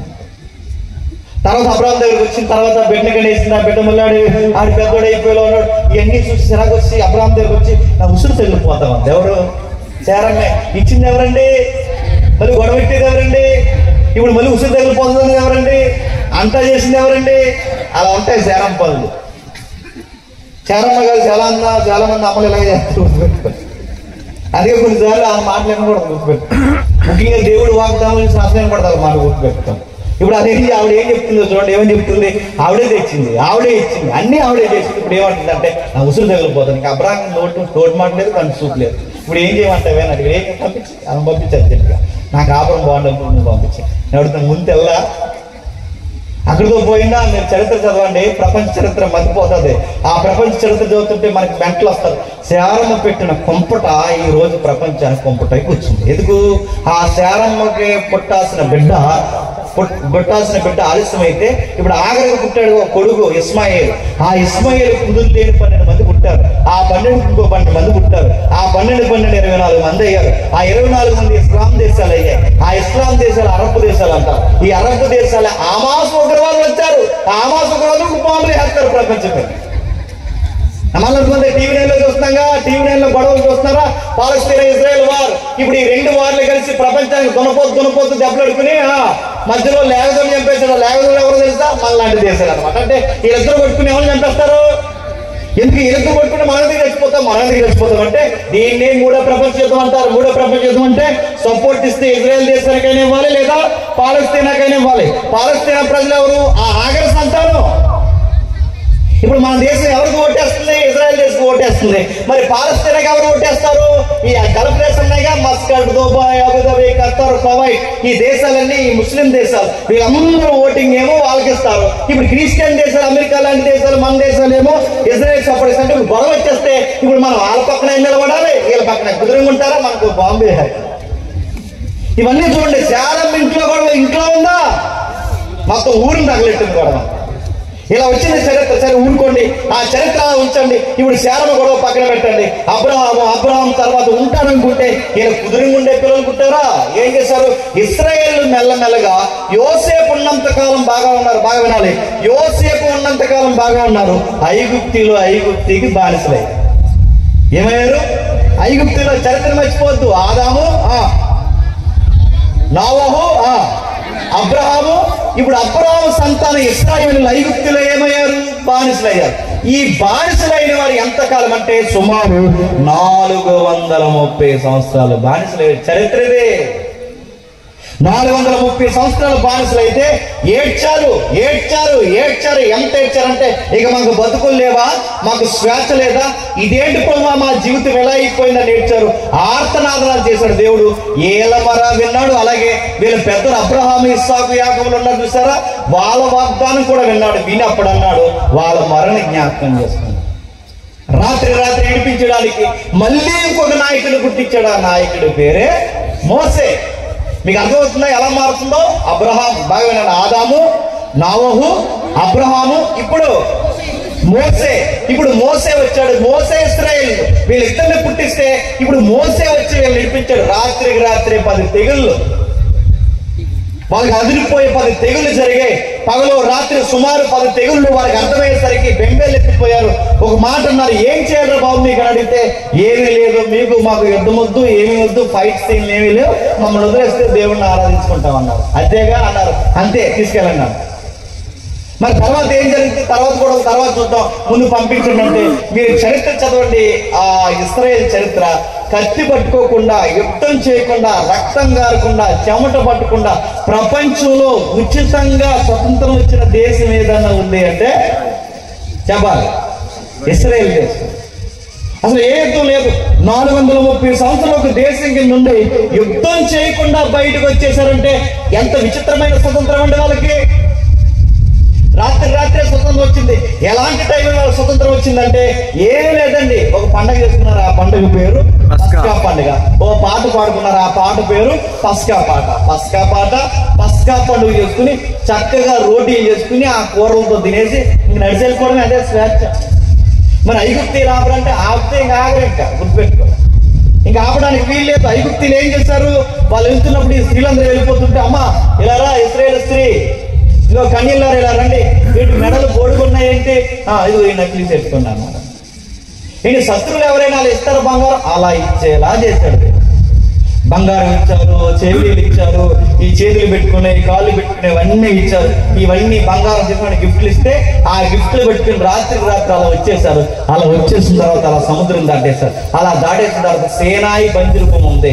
ఆ సేనాయి బంజరుకంకి వస్తే ఒక కొండ వచ్చింది, దాని పేరు సేనాయి కొండ. ఆ కొండ దగ్గరకు వచ్చాక దేవుడు అన్నాడు, అందరినీ కింద పెట్టు, నీతో మాట్లాడే పని ఉంది, నువ్వు పైకి రాన్నాడు. ఎవరిని? మోసే. ఆ మోసే పైకి వెళ్ళిన తర్వాత కొన్ని మాటలు మాట్లాడు, ఇశ్రాయేలుకు నువ్వు కొన్ని సంగతులు చెప్పాలి. ఏం చెప్పాలి? ఇప్పటి వరకు ఐగుప్తీయులు ఉన్నారు కనుక ఐగుప్తీయుల రాజ్యాంగమే వీళ్ళ రాజ్యాంగం, ఐగుప్తీ చట్టాలే వీళ్ళ చట్టాలు, ఐగుప్తీ సంస్కృతే వీళ్ళ సంస్కృతి. ఇప్పుడు సొంతంగా ఒక దేశానికి వచ్చారు కనుక వీళ్ళకి ఒక సొంత చట్టము రాజ్యాంగం ఉండాలా వద్దా? ఇప్పుడు ఎవరింట్లోనే ఉన్నాం అనుకోండి, వాళ్ళ రూల్సే మన రూల్స్. ఇప్పుడు కొత్తగా మనం ఇల్లు కట్టుకున్నాం అనుకోండి, మనకి కొత్త రూల్స్. ఇశ్రాయేలు ఇప్పుడు కొత్తగా బయటకు వచ్చారు. ఇప్పుడు వీళ్ళు బయటకు వచ్చిన వారికి వీళ్ళకి రూల్స్ కావాలి, అంటే వీళ్ళకి ఒక నిబంధన కావాలి, రాజ్యాంగం కావాలి. ఆ రాజ్యాంగాన్ని దేవుని పెట్టాడు. ఎలా పెట్టాడు దేవుడు అంటే, మోసే పైకి పిలిచి సుమారు 10 ఆజ్ఞలు ఇచ్చాడు. ఎన్ని? 10 ఆజ్ఞలు.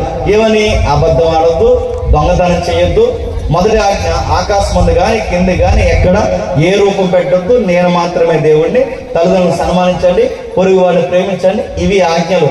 ఈ ఆజ్ఞలు 10 ఆజ్ఞలు ఇచ్చాడండి. ఈ 10 ఆజ్ఞలు ఇవ్వడానికి బాగా వినండి. బండల బద్దలాసిపోయాక, మేఘాలు కమ్మేసాయట, పెలపెలమని ఉరుములు వచ్చాయట, మనుషులు బెంబెలెక్కిపోయారట, మోసే మొహం వెలిగిపోయిందట. ఒక్కసారి ఉరుములు మెరుపులు బలబలబలమని ఆ మెరుపులు వస్తుంటే ఆ మెరుపుల మధ్యలో నుంచి దేవుడు మాట్లాడట. ఇంత మాట్లాడిన దేవుడు ఏం మాట్లాడంటే, దేవుడు అబద్ధం ఆడుతుందని చెప్పి ఇశ్రాయేలు కాదు. అదేంటి? ఇంత ఇంత ఇంత బిల్డప్ ఇచ్చి ఏం చెప్పాడండి? మీకు అర్థమవుతుంది, మీకు రివర్స్ చెప్తాను వినండి. ఇప్పుడు నేను అమెరికా నుంచి వచ్చాను అనుకోండి, అమెరికా నుంచి వచ్చాను అనుకోండి, నల్ల సూట్ వేసుకుంటే, ఎందుకంటే మరి అమెరికాలో పుట్టాను కదా, మన వాళ్ళు ఇండియాలో పుట్టిన ఎండాకాలం వేసుకుంటారు సూట్ లేటో, మరి వచ్చి ఎండాకాలం వేసుకుంటారు. మన బట్టలు వేరండి, వాళ్ళు ఫారినర్స్ కనుక వాళ్ళు శీతల ప్రాంతాలు కనుక వాళ్ళు సూట్లు వేసుకున్నారంటే అర్థం ఉంది. నువ్వెందుకు వేసుకున్నావు? తిరవడానికి వేసుకుంటున్నావు. మనం ఎందుకు వేసుకుంటాం? వేసేసుకుంటాం సీరియస్గా. వేసుకుంటే ఇలాంటి ఏరియాలో ఉన్నప్పుడు వేసుకోండి. కానీ మనం ఏం చేస్తాం? సరే వేసుకుంటాం. ఒక సూట్ వేసుకున్నాను నేను. ఆ సూట్ వేసుకుని రియన్ ఎయిర్పోర్ట్లో దిగాను. ఆ ఎయిర్పోర్ట్ నుంచి ఒక నల్ల కారు పెట్టారనుకోండి, మీ ఊరు అందరూ కలిసి పెద్ద కారు పెట్టారనుకోండి, ఏ కార్ని వాళ్ళు కియా కార్లు పెద్ద ఉన్నాయి కదండి, ఆ కారు పెట్టారనుకోండి, ఆ బ్లాక్ కారు వేసుకుని వస్తే నేను ఇక్కడ దిగిన అడవుడు పెట్టుకుంటారు కదండి, నా డోర్ నేను తీసుకుంటాను, కానీ వాళ్ళు తీసేస్తారు. ఆ డోర్ తీసేసి నన్ను అక్కడి నుంచి అలా లాక్కొచ్చేస్తారు అనమాట. అంటే తప్పకుండా డ్రైవర్ వస్తాను, తప్పకుండా అని అలా అడవస్తే అక్కడి నుంచి పూలు వ్యవహారం అంతా చేసి నన్ను అలా ఘనంగా ఎక్కిస్తే ఇక్కడి నుంచి మళ్ళీ ఘన స్వాగతం. నేను అలా సూట్ చెప్పుకుని అక్కడ కూర్చొని మళ్ళీ నాకు స్పెషల్ టీ, గ్రీన్ టీ, చెదారం ఇలా తెస్తారు నాకు. అది ఇచ్చిన తర్వాత తాగి నాకు ఎంత గొప్ప ఉంటుంది. మళ్ళీ ఆ కప్పులు ఇలా తాగుతుంటే ఇలా అంతా బిల్డప్. అప్పుడు మీరు అందరూ అయ్యగారు చాలా రిచ్, ఎక్కడి నుంచి అమెరికా నుంచి వచ్చారు, ఇక మామూలు వ్యవహారం కాదని మీరు సీరియస్గా ఫీల్ అయిపోతుంటే, అమెరికా నుంచి వచ్చాడు, ₹1,00,000 ఛార్జీ పెట్టుకుని ఇంత కారు, ఇంత సూటు, ఇంత హడావుడి, ప్రజలు ఇంతంతా మళ్ళీ ఈయన గ్రీన్ టీ ఒకటి ఇదంతా తాగాడు. ఇప్పుడు తాగిన తర్వాత ఏం చెప్తాడా అని మీరు చూసినప్పుడు సీరియస్గా మైకేల్ అంటే తీసుకుని సింపుల్గా ఒక మాట, అబద్ధం ఆడకండి, దేవుడు మిమ్మల్ని దీవించిన మాట. వెళ్తున్నాను అన్నాను అనుకోండి, ఏమంటారండి? ఈ మాత్రం ప్రసంగానికి ఫ్లైటు, ఇంకో కారు, మళ్ళీ ఇంకో బ్లాక్ సూటు, వీళ్ళ అడవుడికి మళ్ళీ పువ్వులు, ఇక్కడ మళ్ళీ గ్రీన్ టీ, ఈయన ఎగిసే ముందు మళ్ళీ ఈఎంకి ఒక ఇంట్రడక్షన్, ఇదంతా నడుపుతా. ఇంత అడవుడు అసలు ఏం ప్రసంగం చెప్పాడంటే ఏం చెప్పాడు? అబద్ధం ఆడు నడుపుతాను, అబద్ధం ఆడుతుందని చెప్పడానికి ఇంత బిల్డప్ప. దేవుడు అడగొచ్చాడు.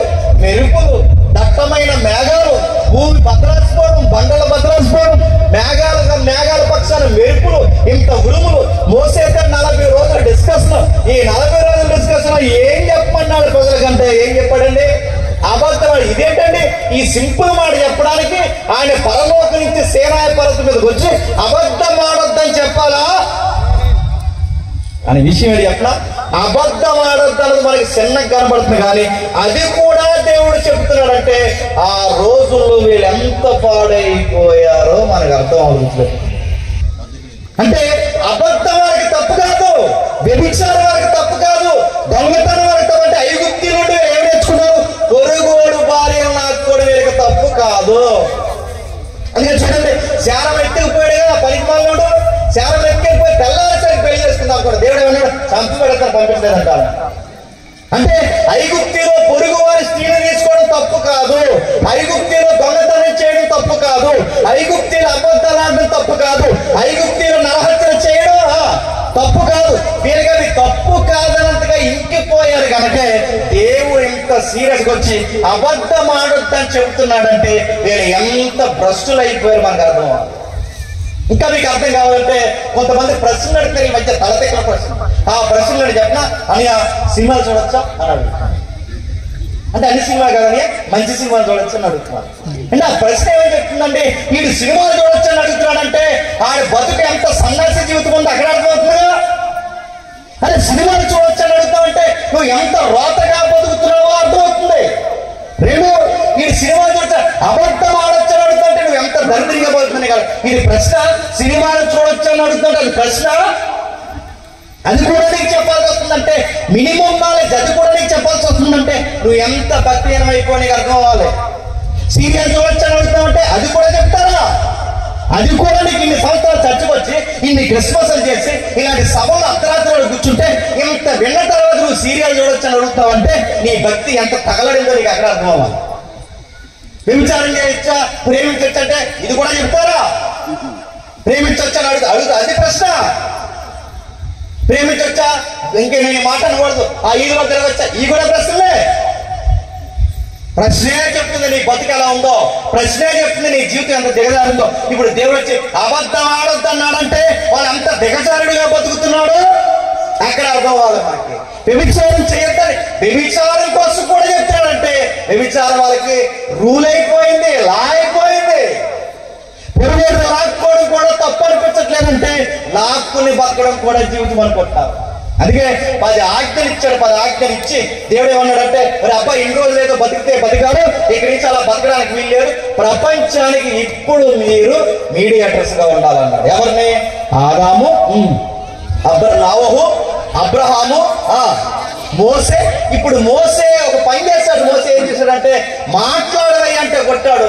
మోసే పిలిచాడు, ఇలా రా, ఇదిగో అదే దేశం, నువ్వు వెళ్ళబోయే దేశం బాగుందా అని అడిగాడు. బాగుంది ప్రభు అన్నాడు. నువ్వు వెళ్ళవు అన్నాడు. ఏం అడగలేదు, అడగకూడదు మోసే, అడగలేదు. ఎందుకంటే దేవుడు అన్నట్టే ఆగిపోయాడు. ఇప్పుడు మోసే లేడు. ఎవరంటే ఇప్పుడు ఇశ్రాయేలుకి ఒక మాట ఇచ్చాడు. ఏమన్నాడంటే నిర్గమకాండ చదవండి 19వ అధ్యాయం, తొందరగా మర్చిపోద్దు. మనం ఎవరి కోసం ఎదుగుతున్నాం?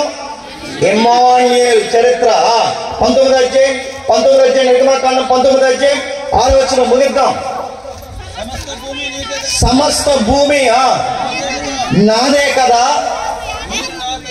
మీరు నాకు యాజక రూపమైన రాజ్యముగాను పరిశుద్ధమైన జనముగాను. ఇశ్రాయేలుకి మోసే చెప్పాల్సిన మాటలు ఏంటట? మోసే చెప్పాల్సిన మాటలు ఇదిగో సమస్త భూమి నాదే కదా, సమస్త భూమి నాదే కదా. మీరు ఎలా ఉన్నారంటే ఈ సమస్త భూమికి, ఈ జాతులకి, ఈ వంశాలకి, ఈ ప్రజలందరికీ మీరు ఎలా ఉండాలంటే యాజక రూపకమైన ప్రజగా ఉండాలి.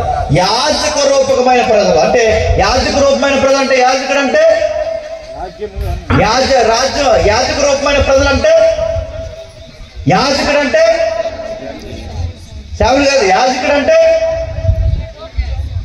యాజకుడు అంటే దేవుడికి మనుషులకి మధ్యవర్తి. ఇప్పుడు బాగా ప్రకృతికి దేవుడికి మధ్యవర్తి ఎవరు? మొట్టమొదట ఆదాము, బర్లా. ప్రపంచ ఆశీర్వాదానికి బాగా వినాలి, కొత్త జాతుల ఉత్పత్తికి మధ్యవర్తి ఎవరు? నోవహు. ఇప్పుడు ప్రపంచ ఆశీర్వాదానికి ఉత్పత్తి ఎవరు? అబ్రహాం. ఇప్పుడు ప్రపంచానికి మాదిరి ఉండాల్సిన ఇశ్రాయేలు నడిపించాల్సిన మధ్యవర్తి ఎవరు? మోసే. ఇప్పుడు ప్రపంచానికే మధ్యవర్తి జాతి ఎవరు? ఇశ్రాయేల్. ఇప్పుడు ఇశ్రాయేల్ మధ్యవర్తిగా పెట్టాడు అంటే ప్రపంచ ప్రజలందరినీ మనం చూస్తారు. మేము చూసినప్పుడు ఒక విషయం అర్థం అవ్వాలి. ఏం అర్థం అవ్వాలి? మీ మంచితనం, మీ క్షమించే గుణం, మీ మధ్య విధవరాన్ని గౌరవించడం, పొరుగు వారు దాచించకపోవడం, అబద్ధాలు ఆడకపోవడం, దొంగతనం చేయకపోవడం, వ్యభిచారం చేయకపోవడం, దొంగిలించకపోవడం, ఇలాంటి విషయాలని చూస్తున్నప్పుడు మిగిలిన ప్రజలు తెలుసుకోవాలి. ఏమని తెలుసుకోవాలి?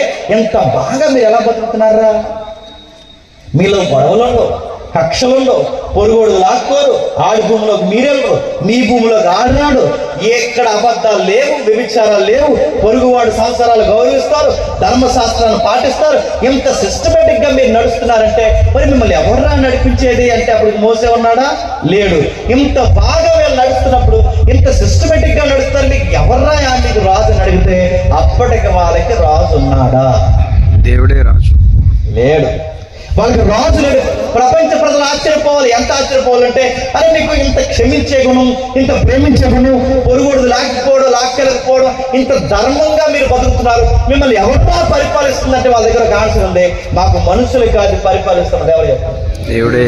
దేవుడు పరిపాలిస్తున్నాడని చెప్పాలండి. కానీ ఇలా ఏం చేస్తారో తెలుసా? చెబుతారని దేవుడు ఎదురు చూస్తే వీళ్ళు రాను భ్రష్టు పట్టిపోయి ఏం చేశారు? వీళ్ళు నాశనమైన పనులు చేస్తున్నప్పుడు న్యాయాధిపతులు పంపాడు. అందుకే చూడండి, న్యాయాధిపతుల వరకు ఎవరుండరండి? రాజులు. ఎవరుండరు? రాజులు. సమూయేలు గ్రంథం వరకు ఎవరుండరండి? రాజులు. ఎందుకు రాజు లేడు? మీరు బాగా వినాలి. ఎందుకు రాజు లేడు? ఇశ్రాయేలుకి దేవుని పిల్లలకు రాజు ఎవరు? ఎవరు? దేవుడే రాజు. మర్చిపోద్దు, ఇమానుయేలు కోసం వెతుకుతున్నాం. ఎవరు రాజు? దేవుడే రాజు. ఇప్పుడు దేవుడే మధ్యవర్తిగా ఉండాలంటే ప్రపంచ ప్రజలందరూ వీరిని చూసి ఏమనుకోవాలంటే, ఎవరైనా ఇంత బాగా మిమ్మల్ని పరిపాలిస్తుంది అన్నప్పుడు మిగిలిన ప్రజలందరూ చెప్పాలి ఏమని? ఆయనే మమ్మల్ని పరిపాలిస్తున్నాడు అంటే. అలాంటి పరిపాలన మాకు కూడా రావాలంటే మేము ఏం చేయాలి అని మిగిలిన వారు ఇశ్రాయేలు అడిగితే అప్పుడు చెప్పాలి ఏమని? మాలాగే మీరు కూడా యెహోవా ధర్మశాస్త్రాన్ని పాటిస్తే, ఆయన ఇచ్చిన ఆజ్ఞలు పాటిస్తే మిమ్మల్ని కూడా మీ పంటను దీవిస్తాడు, నీ కడుపులు దీవిస్తాడు, నీ పిల్లలు దీవిస్తాడు, నీ గుడారాల్లోనికి వ్యాధి రాకుండా కాపాడుతాడు. ఇదంతా మీకు జరగాలి అంటే మేము ఎలా పాటిస్తున్నాం, మీరు కూడా అలా పాటిస్తే మా దేవుడే మీ దేవుడు కూడా అవుతాడు, మా రాజే మీ రాజు కూడా అవుతాడని అలా చెప్పాలని వీళ్ళ మధ్యవర్తులు పెడితే వీళ్ళు ఏం చేశారు? గొడవలు పెట్టుకున్నారు. అందుకు వీళ్ళని కాపాడడానికి, సర్దుమనిగేలా చేయడానికి దేవుడు ఏం చేశాడంటే జడ్జిలు పంపించాడు. ఆ జడ్జిలే న్యాయాధిపతులు. వీళ్ళు వచ్చి ఏం చేశారు? ఒక్కరు తినంగొన్నారా? ఆ సంసోను ఏదో ఉంటాడు అనుకుంటా ఆవిడ ఇంకొకరితో ఏదో గొడవ పెట్టుకుంటాడు. ఆ గిద్యోను ఏదో ఉంటాడు అనుకుంటా ఆ గిద్యోను బంగారం పక్కా చేయించుకున్నాడు. ఒక్కరు తినగొన్నారంటే ఒక్కరు తినగా లేదండి, దేవుడికి ఆయాసం కలిగించారు. సరే అందరూ అయిపోయారు. తర్వాత ఎవరుంటారంటే ఎవరున్నారు? అప్పుడు చివరి న్యాయాధిపతి ప్రవక్తల పరంపరకి నాంది ఎవరైనా మొదలు పెడితే సమూయేలు ఉన్నాడు. ఆ సమూయేలు ఉన్నంత కాలం బాగానే ఉంది. సమూయేలుకి వయసు అయిపోయింది. ఇప్పుడు సమూయేలుకి వయసు అయిపోయిన తర్వాత సమూయేలు రిటైర్మెంట్ అయితే ఇప్పుడు ఆ ఉద్యోగాన్ని భర్తీ చేయడానికి సమూయేలు 2 కొడుకులు వచ్చారు. ఆ సమూయేలు 2 కొడుకులు తెలుగులో సామెత ఉంది, పండిత గర్భాన్నట సొంట్లో పుట్టారు. వీళ్ళేం చేస్తారు? ఇప్పుడు న్యాయాధిపతులు అయ్యారు. వీళ్ళేం చేస్తారు? వీళ్ళేం చేయాలండి? న్యాయాన్ని లక్ష్యానికి అమ్మేశారు. బాధపడ్డారు. ప్రజలందరూ వచ్చారు. వీళ్ళు ఇంత గుసగుసని మాట్లాడుకుంటున్నారు. ఎవరి కోసం? సమూయేలు కుటుంబం కోసం. అంటే ఆ నాన్నగారు ఉన్నప్పుడు బాగుండేదండి, ఈ ఎదవలు వచ్చిన తర్వాత దేశం అంతా పాడైతుందని తిట్టుకున్నారు. దేశాన్ని తిట్టుకుంటున్నారు, దేశంలో నాయకత్వాన్ని తిట్టుకుంటున్నారు. ఎలా అండి దేశం బాగుపడాలంటే ముందు వీళ్ళు దించేయాలండి, ఈ నాయకత్వాలు దించేయాలి. నాయకత్వాలు దించేయాలంటే ఇప్పటివరకు మనకు రాజు లేడుగా. ఇప్పటివరకు లేకపోతే ఏముంది? చుట్టుపక్కల రాజుల పరిపాలన జరుగుతుంది. కొత్తగా వెళ్దాం, సమూయేలు దగ్గర ప్రపోజల్ పెడదాం. ఏమని పెడదాం? మాకు రాజు కావాలి అని. ఏమని అడిగారు? మాకు రాజు కావాలని అడిగారు. బాగా వినండి, ఇశ్రాయేలు రాజు కావాలని అడిగారంటే లోపం ఎవరిదండి? చెప్పాలి. ఇశ్రాయేలు రాజు కావాలని అడిగారంటే లోపం ఎవరిది? ఇశ్రాయేలుకు ఉన్న మొట్టమొదటి లోపం ఎవరిదో తెలుసా? సమూయేలు కుటుంబాన్ని. సమూయేలు కుటుంబమే తినంగుంటే, సమూయేలు కొడుకులే తినంగుంటే, ఇన్ని రోజులు రాజు అడిగిన ప్రజలు రాజుని అడుగుతున్నారంటే ఎవరు తినంగా లేకపోవడం వలన? సమూయేలు కొడుకులు తినంగా లేక. వీళ్ళే కనుక వాళ్ళ నాన్నలాగే ఉంటే వీళ్ళు రాజుని అడుగుతారా? దేవుడు బాధపడ్డాడు, సమూయేలు బాధపడతాడు. సమూయేలు వచ్చి దేవుడి దగ్గర బాధపడతాడు, దేవా రాజుని అడుగుతున్నారు ప్రభు అంటే చెప్పెళ్ళి, నేను ముగిస్తున్నాను జాగ్రత్తగా, చెప్పెళ్ళి వాళ్ళకి మనుషులకి రాజులైతే, మనుషులకి నాయకులైతే, మనుషులు పరిపాలన, మనుషులే నాయకత్వాలు అయితే మిగిలిన మనుషులు బానిసలు అవుతారని చెప్పు. మనుషులు పరిపాలన మనుషులకి మంచిది కాదని చెప్పు. సమూయేలు ఇదిగో మీలో ఎవడైనా రాజు అయితే మీ పిల్లలు వాడి రథాల ముందు పరిగెట్టాలి. మీలో ఎవడైనా రాజు అయితే మీ పిల్లలు వాడికి వెళ్ళి ఊడిగం చేయాలి. మీలో ఎవడైనా రాజు అయితే వాడికి బట్టలు మార్కెట్టాలి. ఇలాంటి పనులన్నీ ఇంట్లో చేర్చుకుంటాడు. రాజుల పరిపాలన ఇలా ఉంటుంది. మీకు ఆ పరిపాలన కావాలి చెప్పండి. దేవుడి పరిపాలన కింద ఆకాశం నుంచి మన్నా వస్తుంది, ఎర్ర సముద్రం పాయలవుతుంది, దేవుడు బండ నుంచి నీళ్ళు ఇస్తాడు. ఆయన పరిపాలన ఇలా బాగుంటుంది. అందరూ సమానంగా ఉంటారు. మీ పరిపాలనలో మనుషుల పరిపాలన, మనుషుల కింద సాటి మనుషులు బానిసలు అయిపోతారు. ఇలా ఉంటుంది పరిపాలన. మీకు కావాలా వద్దని అడిగితే మొత్తం సబ్జెక్టు విని అన్నారు, నాకు రాదు, దేవుడు బాగా ఇచ్చే అన్నాడు. ఆ ఇచ్చేసాడు. ఆ పరిపాలన ఇచ్చేస్తే ఇశ్రాయేలుకి మొట్టమొదటి రాజు అయ్యాడు. ఎవరండి? సౌలు. సరిగ్గా 2 సంవత్సరాలు పరిపాలించాడు. అసూయ ఇచ్చేసింది సౌలు. ఎంత అసూయ అంటే ఇంకా మనుషులు ఇంకెవరిని పొగడకూడదండి. పొగడం కుదరారు. ఎవరిని? దావీదు గారు. ఏమని పొగిడారు? దావీదు గారికి 10 ఏళ్ళు, సౌలుకి 1000. పాట పాడిన పాడించిన పొగడిన అందరూ నరిపాడతాడు చూశాడు. పాట వింటున్న దావీదుని పరిగెట్టించాడు. దావీదు బాగా పరిగెట్టాడు 40 సంవత్సరాలు కుప్పగంతుల పరిపాలన అంతా చేశాడు. ఆ 40 సంవత్సరాల తర్వాత చచ్చిపోయాడు. ఇశ్రాయేలుకి 2వ రాజు వచ్చాడు. ఎవరు? దావీదు గారు. దావీదు గారు బాగానే ఉన్నాడులే అనుకుంటే, బాగా వినాలి చరిత్ర. దావీదు గారు బాగానే ఉన్నాడులే అంటే మేడ ఎక్కి చూడబోతు చూశాడు. ఆయాసంగా పిలిచాడు. దేవుడు కోపం వచ్చింది.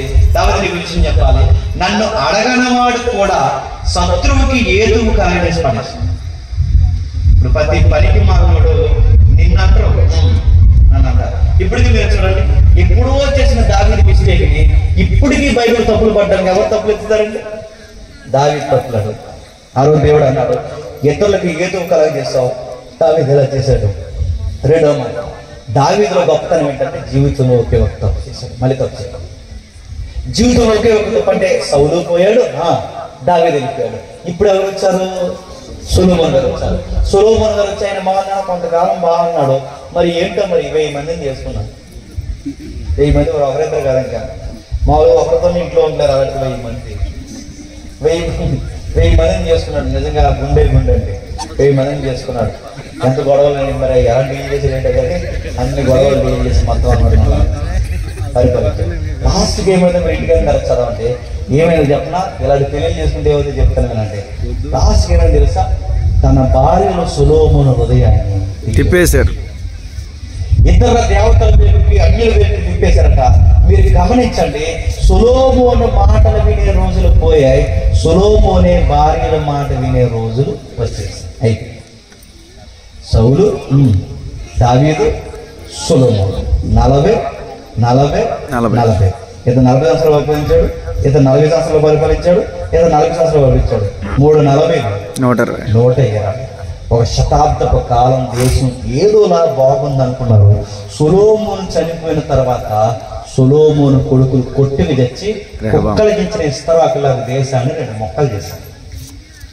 ఇజ్రాయేల్ దేశం 2 ముక్కలైంది. వినాలి, 2 ముక్కలైంది. ఒకటి ఉత్తర భూభాగము, 2 దక్షిణ భూభాగం. ఉత్తర భూభాగంలో దక్షిణ భూభాగంలో విడిపోతే ఉత్తర భూభాగంలో 10 గోత్రాలు ఉన్నాయి, దక్షిణ భూభాగంలో 2 గోత్రాలు ఉన్నాయి. దక్షిణ భూభాగంలో ఉన్న 2 గోత్రాలని యూదులు అంటారు. ఉత్తర భూభాగంలో ఉన్న 10 గోత్రాల వారిని ఇశ్రాయేలు అంటారు. ఇప్పుడు ఇశ్రాయేల్ రాజులు వేరు, యూదుల రాజు. అంటే మన రాజుల చరిత్ర చదువుతుంటే యూదుల రాజు, ఇశ్రాయేల్ రాజు, యూదుల రాజు అని ఎందుకు చదువుతాం అనుకున్నాం? యూదుల రాజులు వేరైపోయారు, ఇశ్రాయేల్. అంతకు ముందు అందరూ ఒకటే రాజు. సౌలు ఉన్నప్పుడు 12 గోత్రాలు ఒకటే రాజు, దావీదు ఉన్నప్పుడు 12 గోత్రాలు ఒకటే రాజు, సొలొమోను ఉన్నప్పుడు 12 గోత్రాలు ఒకటే రాజు. ఇప్పుడు సొలొమోను చనిపోయిన తర్వాత 10 గోత్రాలు ఒక రాజు, 2 గోత్రాలు ఒక రాజు. ఈ సరిగ్గా వీళ్ళు బాగున్నారంటే సనం పేరు కట్టుకొని బాగా సుఖాలు మరిగి ఒకటితో ఒకటి గొడవ పెట్టుకుని పొరుగు దేవతలు తెచ్చుకొని వాటికి మొక్కుతుంటే దేవుడు వారిని ఇచ్చాడు.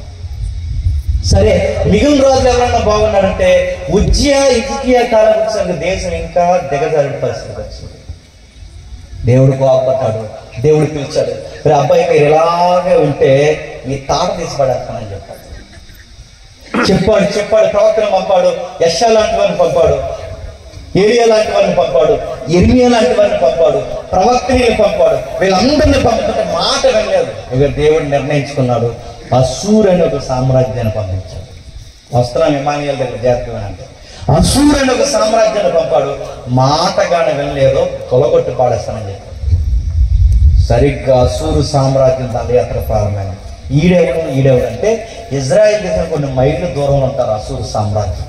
వీళ్ళు ఏం చేస్తారంటే మనుషులకి చాలా మాస్ వార్నింగ్ ఇస్తారు. ఎంత వార్నింగ్ అంటారు, అబ్బాయి మీ పంటలు మాకు కావాలి, మీలో వయసుకు వచ్చిన పిల్లలు కావాలి, మీలో వయసుకు వచ్చిన కుర్రోళ్ళు కావాలి, మా ఇంట్లో ఊడిగం చేయాలి, మీ పంట మేము తినాలి, మరీ అది ఇచ్చేసారా, సరే ఇవ్వలేదో చంపి తీసుకెళ్ళిపోతాం. దానికి వార్నింగ్ ఎలా ఇచ్చారంటే వీళ్ళు బయట మనిషి చూస్తుండగా ఈ చర్మం బతుకుండగా వలిసేస్తారండి. ఇలా బతుకుండగా చర్మం వదిలేస్తారు, బతుకుండగానే గుండె తీసేస్తారు, బతుకుండగానే గర్భిణీ స్త్రీల పొట్టంలో కత్తులు పెట్టి చీరి పెట్టలు బయటకు లాగేస్తారు, బతుకుండగానే చంపేస్తారు. ఇంకా మీకు అర్థం కావాలంటే ఇంక ఈ మాట నేను పచ్చిగా చెప్తున్నాను, ఏమనుకోకండి, చరిత్రలోనే చెప్తున్నాను. ఈ నవరంధ్రాలు ఉన్నాయి చూసారా, ఈ మోసన హోలు ఏదైతే ఉందో అందులోనికి ఒక పొడవైన 13 అడుగుల సోలం ఒకటి గుచ్చి ఈ గొంతులోంచి నెత్తిలోంచి పైకి వచ్చేలాగా ఇలా గుచ్చి అలా 13 అడుగులు పై నిలబెట్టి ఆ బట్టలు లేని శరీరాన్ని బయట చూపిస్తారు. ఇజ్రాయేల్ దేశాన్ని చూపిస్తారు. ఏమని, మాట వింటే సరే, వినకపోతే అందరి గతి ఇలాగే ఉంటుంది. ఇలా మాస వారిని పంపితే సరిగ్గా అదే టైంలో యెషయా అనే ప్రవక్త వచ్చి ప్రవచనాలు రాస్తాడు. ఆ ప్రవచనాలు రాసే టైంలోనే ఇమ్మానుయేల్ అనే పేరు. అర్థమైందా? మర్చిపోయారని చెప్పండి, మళ్ళీ మొదలెడతాను. మర్చిపోద్దు. సరిగ్గా ఇలాంటి టైంలోనే ఇమ్మానుయేల్ అనే పేరు మొదలెట్టాడు. అంటే ఏమని రాస్తున్నాడు? ఇప్పుడు ఆదాము, నావోహు చెప్పండి, అబ్రహాము, ఇశ్రాయేలు చెప్పండి, రాజులు. ఇప్పుడు రాజుల చరిత్రలో నుంచి ఇతరుల పరిపాలన కింద పోతుంటే సరిగ్గా అదే టైంలో యెషయా ప్రవచనాలు రాస్తున్నాడు. ఏమని రాస్తున్నాడు? ఇప్పుడు రండి 7వ అధ్యాయం ముగించేద్దాం. 7వ అధ్యాయం మొదలు వచనం. 7వ అధ్యాయం మొదలు వచనం. యోధా రాజు అయిన ఉజ్జియా మనవడును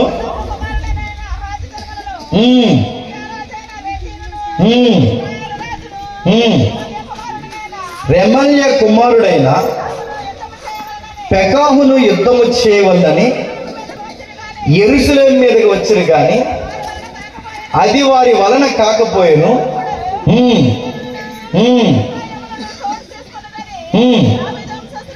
దావీదు వంశస్థులకు తెలియబడగా గాలికి అడవి చెట్లు కదిలినట్లు వారి హృదయాలు కదిలిపోయి వారి జనుల హృదయాలు కదిలిపోయారు. నిజంగా చెప్పండి, సిగ్గు లేకుండా ఒప్పుకోండి, చదివింది ఏమైనా అర్థమైంది? మనకి సిగ్గు లేకుండా ఒప్పుకోండి, అర్థమైందా? మనకి ఏమర్థం? సిగ్గు లేకుండా ఒప్పుకుందాం, మనకి ఏం అర్థం లేదు. ఇప్పుడు అర్థమవుతుందని చెప్తాను కదండి.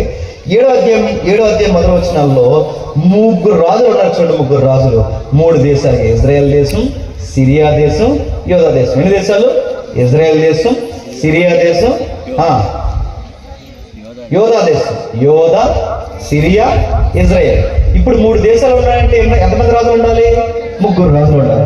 3 రాజుల పేరేంటి? ఇజ్రాయెల్ దేశపు రాజు పేరేమో పెకాహు, సిరియా దేశపు రాజు ఏమో రెజీను, ఇశ్రాయేలు యూదుల రాజు పేరేమో ఆహాజు. మళ్ళీ చెప్తానండి, యూదుల రాజు పేరేమో ఆహాజు, సిరియా రాజు పేరేమో రెజీను, ఇశ్రాయేలు రాజు పేరేమో పెకాహు. ఇప్పుడు 3 దేశాలు ఉన్నాయి. ఈ 3 దేశాలు కూడా ఎందుకు రాస్తాడు యెషయా? అసలు యెషయా గ్రంథం అర్థం అవ్వాలంటేనే, మళ్ళీ చెప్తున్నాను, యెషయా గ్రంథం అర్థం అవ్వాలంటేనే ముందు ఆ సమకాలీన రాజకీయాలు అర్థమైతే కానీ యెషయా గ్రంథం అర్థం. అంత ఈజీ కాదు బైబిల్లో కొన్ని పుస్తకాలు నేర్చుకోవడం. ఆ సమకాలీన రాజకీయం తెలియాలి. ఏ రాజకీయం? ఒక పాలిటిక్స్ నడుస్తుంది, అక్కడ ఒక వార్ నడుస్తుంది. ఏం నడుస్తుంది అంటే 3 దేశాలు ఉన్నాయి. ఈ 3 దేశాలు కూటమి కొరకు కొట్టుకుంటుంది. కూటమి ఎందుకు అవుతున్నారు?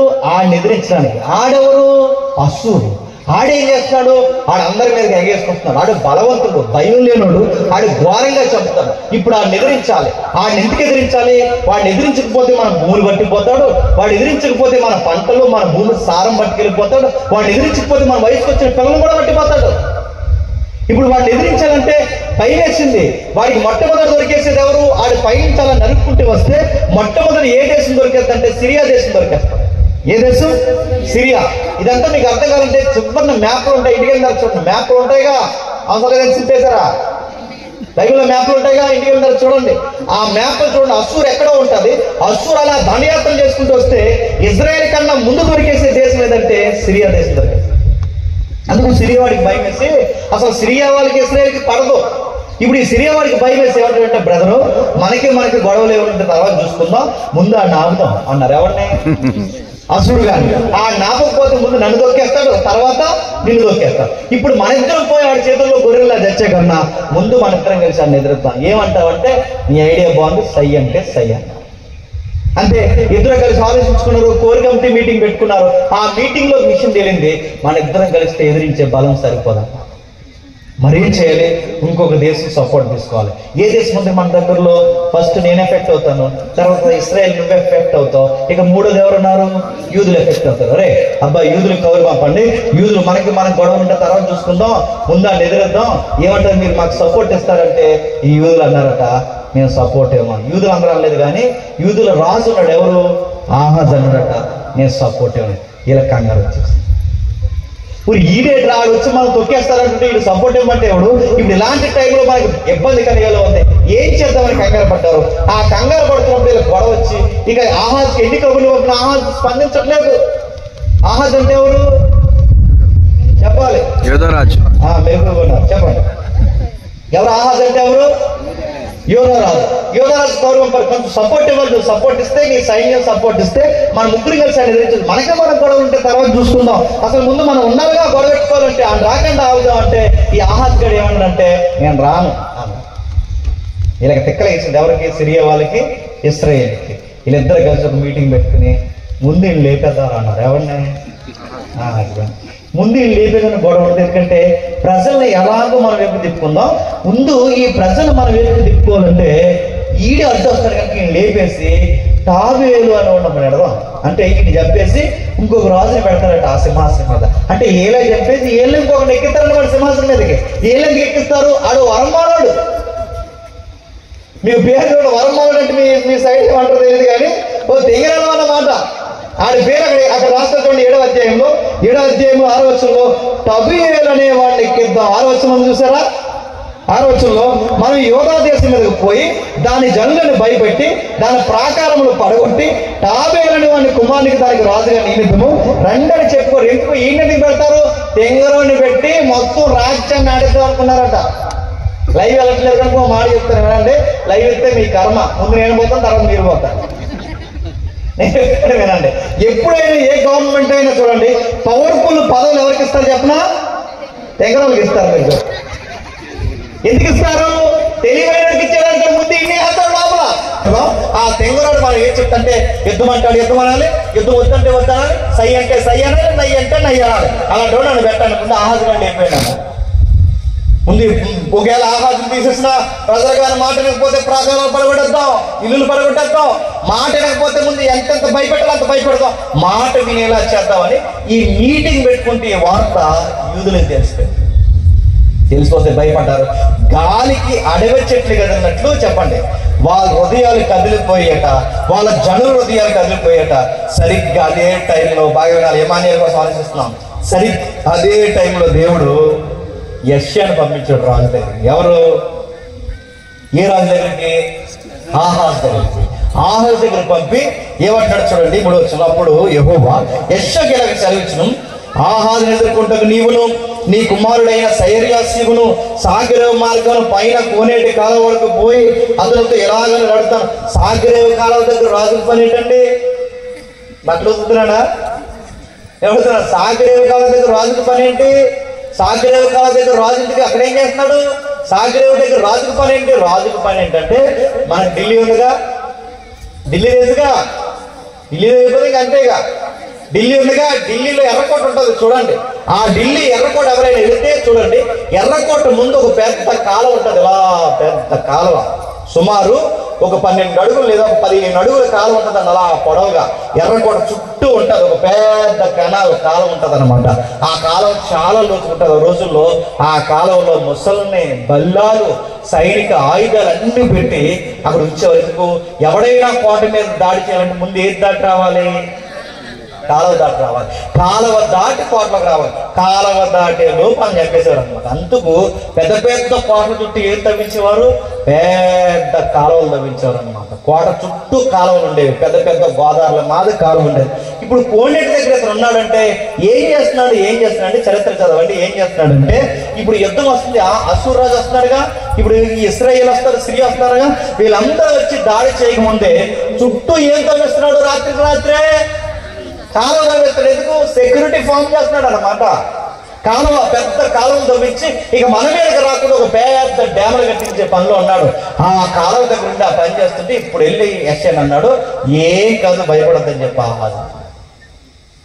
ఎలా చెప్తున్నాడు చూడండి, నేను త్వరగా ముగించేస్తాను. భద్రముసుమి నెమ్మలిచ్చు పొగరాయిచున్న 2 కొరకంచుల కొనలకు, అనగా సిరియా రాజును రెజీనును రెమల్య కుమారుడైన పెకాహు అనే కోపాగ్నికి జడియకు నీ గుండె అభయనీయకు. ముగించేద్దాం. ఏమంటున్నారు? ఈ 2 కొరకంచులకు భయపడు. ఎవరు 2 కొరకంచులు? ఒకటి ఇశ్రాయేలు రాజు, 2 సిరియా. వీళ్ళని తలకాయ నిన్ను ఏమీ చేయలేరు. ఎందుకంటే నేను అబ్రహాముకు మాట ఇచ్చాను, ఇస్సాకుకు మాట ఇచ్చాను, యాకోబుకు మాట ఇచ్చాను. ఏమని మాట ఇచ్చాను? ఈ ప్రపంచాన్ని నీ సంతానం ద్వారా ఆశీర్వదిస్తాను. నీ సంతానం అంటే క్రీస్తు ద్వారా ఆశీర్వదిస్తాను. ఇప్పుడు క్రీస్తు అనే ఆయన రావాలి అంటే యోధ అనే ఒక గోత్రం ఉండాలా వద్దా? ఇప్పుడు ఆ గోత్రాన్నే వీళ్ళు తీసేస్తానంటున్నారంటే ఇప్పుడు గోత్రం మీదకి వెళ్ళి ఎగురుతున్నారంటే ఎవరి కనుగుట్లు చేయడుతున్నారో తెలుసా? దేవుడైన నా కనుగుట్లోనే చేయబెడతారు. ఆహాజు గుర్తు పెట్టుకో, 65 సంవత్సరాలు దాటక ముందే సిరియా ఉండదు. 65 సంవత్సరాలు దాటక ముందే ఇశ్రాయేలు రాజు పెకహగాడు కూడా ఉన్నాడు. రాజు పెట్టుకని చెప్పాడు. వాళ్ళు ఎందుకంటే నా సంకల్పాలు ఎదురొస్తున్నారు, నీకు కాదు ఎదురొచ్చేది. యోధ జాతినే లేకుండా, ఎందుకంటే యోధ జాతి నుంచి ఎవరు రావాలి? యేసుక్రీస్తు రావాలి. ఇప్పుడు ఆయనే రాకుండా చేయాలనుకుంటున్నారు. రాసి పెట్టుకో యెషయా, రాసి పెట్టుకోమని చెప్పు ఆహాజుకి. ఏమని? ఇది నేను జరగనివ్వను. 65 సంవత్సరాలు జరగక ముందే వాళ్ళు నాశనం అయిపోతారు. మీరు చరిత్రలో నిజంగానే వినేవాళ్ళు ఓపుకుంటూ ఒక రిఫరెన్స్ చెప్తాను. నిజంగానే చరిత్రలో మీరు చూడండి, నిజంగానే చరిత్రలో క్రీస్తు పూర్వం 722లో చరిత్ర మీద తిరిగేసుకోండి. క్రీస్తు పూర్వం 722లో ఇశ్రాయేలు దేశం సోమ్రోను సర్వనాశనమైంది. రెజీను 16 సంవత్సరాలకు ఎగిరిపోతాడు. అంటే అన్నట్టుగానే జరిగింది, అన్నట్టుగానే అయిపోయింది. ఇది చెబుతాడు. ఇంకా జరగకముందు చెప్తారు ఏమని? ఇలా జరుగుతుంది, రాసి పెట్టుకో. వాళ్ళకి ఏమీ కాదని చెప్పు. యోధా జాతికి ఏమీ కాదు, నీకేం కాదు. నువ్వు ఏదైనా కోరిక అడగవయ్యా అని అడిగితే 10 వచనం ఏమంటారు చూడు. యెహోవా ఇంకో ఆహాజుకి సెలవిచ్చును, నువ్వు కాలం నమ్మకో, నువ్వు సైనికుని నమ్మకో, నువ్వు ప్రజలు నమ్మకో, నువ్వు రకరకాల విషయాలు నమ్మకో, నీ బలాన్ని నమ్మకో, నువ్వు యెహోవాని నమ్ము. నువ్వు యెహోవాని నమ్మవయ్యా ఆహాజు అని చెప్పి ఇంకా ఆహాజు దేవుడు చెప్తున్నాడు ఏమీ జరగదు. నీ దేవుడైన యెహోవాకు చూస్తున్నాడు. ఏ విషయంలో చూసిన అడగాలి? నా జాతికి నాకు ఏం కాదు అనడానికి ఓ గుర్తు ఏమైనా ఉంటే చెప్పు ప్రభు అని అడుగు. ఆ గుర్తు యోర్దలోకపు ఎత్తైనా సరే, పాతాళమంత లోతైనా సరే, ఊర్ధలోకపు ఎత్తైన సరే. అంటే పాతాలంటే పాతాళమంత లోతైన, పరలోకమంత ఎత్తైన ఏదో ఒక గుర్తు అడుగు. నీకేం కదని దేవుడు ఎంత పెద్ద గుర్తైనా నీకు ఇస్తాడు. అడగవయ్యా అంటే అన్నాడు. నేను అడగనా? ఎవరు? ఆహాజాన్ని ఎందుకు అడగనన్నాడు? ఊహించేస్తాను. ఎందుకు అడగనన్నాడు? ఎందుకు అడగనన్నాడు అంటే పైకి ఏమంటాడు చూడండి కిందికి. ఆహాజు నేను అడగను, యెహోవాను శోధింపడని చెప్పగా నిజంగా భక్తి ఉందంటారా? నేను అడగను యెహోవాను శోధింపడం అంటున్నాడంటే నిజంగా భక్తి ఉందనా? కాదండి. నేను అడగను యెహోవాను శోధింపడం అంటే భక్తుండి కాదు. మీరు చరిత్ర ఈ వృత్తాంతాల గ్రంథం ఇంటికి వెళ్ళిన తర్వాత చదవండి. ఎందుకు అడగనట్టాడంటే కాలవలు నమ్మాడు. రెండోది ఎవరు నమ్మాడు తెలుసా? వెనకాల ఐగుప్తితో పొత్తెట్టుకున్నాడు. ఎవరితో? ఐగుప్తులు. అంటే అస్సూర్ని ఎదిరించాలంటే ఇప్పుడు ఎవరితో పొత్తు పెట్టుకున్నాడు? అస్సూర్ని ఎదిరించడానికి ఐగుప్తితో పొత్తు పెట్టుకున్నాడు. అంటే వీడి ధైర్యం ఏంటి? కాలవలో. వీడి ధైర్యం ఏంటి? సైనికులు. ఇప్పుడు ఆహాజు ధైర్యం ఏంటి? ఐగుప్తితో పెట్టుకున్న రాజు. అప్పుడు దేవుడి కోపం వచ్చి అన్నాడు, వీడికి బుద్ధి లేదు, ప్రజలకి బుద్ధి లేదు. యోధ ప్రజలారా, వీడు అడగడం ఎందుకు అంటున్నాడు చూడండి. అప్పుడు ఇలాగ చెప్పిన దావీదు వంశస్థులారా వినుడి. వీడు అడగడం, దావీదు వంశస్థులారా మీరు వినుడి. మనుషులు విసిగించడం చాలదనుకుని నా దేవుని కూడా విసిగిస్తురా? కాబట్టి ప్రభు తానే ఒక సూచన మీకు చూపును. ఆలకించుడి. కన్యక గర్భవతి అయి కుమారుని కని అతనికి ఇమ్మానుయేల్ అని పేరు పెట్టెదరు. ఇక్కడ వచ్చిందండి గొడవ. ఏంటంట? బాగా వినాలి, బాగా ముగించేస్తాను. ఆదాము చెప్పండి, నోవహు, అబ్రహాము, మోసే, ఇశ్రాయేలీలు, రాజులు. ఇప్పుడు మళ్ళీ ఇశ్రాయేలు చరిత్రలో ఎవరు చెప్పండి? ఆహాజు యోధ. వీళ్ళందరితో మాట్లాడి దేవుడు ఇలా అంటున్నాడు. ఏమని మాట్లాడుతున్నారు చూడండి. మాట్లాడితే ఏమంటారు తెలుసా? ఇదిగో నీకు విషయం చెప్పాలి. ఏమని చెప్తాడు చూడండి.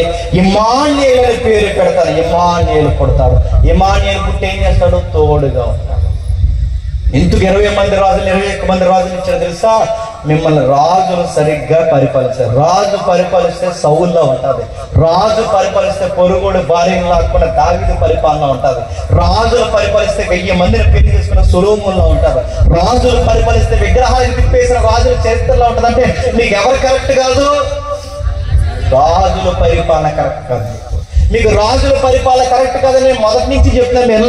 ఇప్పుడు మీకు ఎక్స్పీరియన్స్ వచ్చింది కనుక ఇక మీకు రాజుల పరిపాలన కాదు, ఇక దేవుడే రాజుగా మీకు రాబోతున్నాడు. అదే ఇమ్మానుయేలు అంటే గుర్తుపెట్టుకోండి. ఏంటంట? ఇక మనుషులు కాదు. ఆదామును పెట్టాడు, ఉండలేకపోయాడు. నావాహు తాగుబడిపోయాడు. అబ్రహాము మరొక పెళ్లి చేసుకున్నాడు.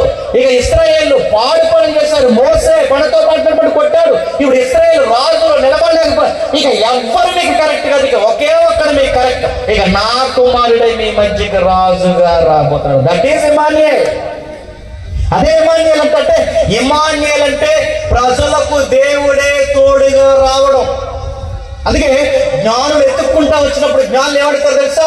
జ్ఞానులు ఎత్తుక్కుంటూ వచ్చినప్పుడు జ్ఞానులు అడుగుతారు, పలానా నక్షత్రం చూసి ఆ నక్షత్రానికి సంబంధించిన ఆయన ఎక్కడున్నాడు, యేసు ఎక్కడున్నాడు అడగరు, క్రీస్తు ఎక్కడున్నాడు అని అడగరు. వాళ్ళు కరెక్ట్ గా అడుగుతారు. ఏమని అడుగుతారు తెలుసా? రాజుగా పుట్టినవాడు ఇక్కడ. రాజు అని ఎందుకు అడుగుతున్నారు? ఎందుకంటే తెలుసా?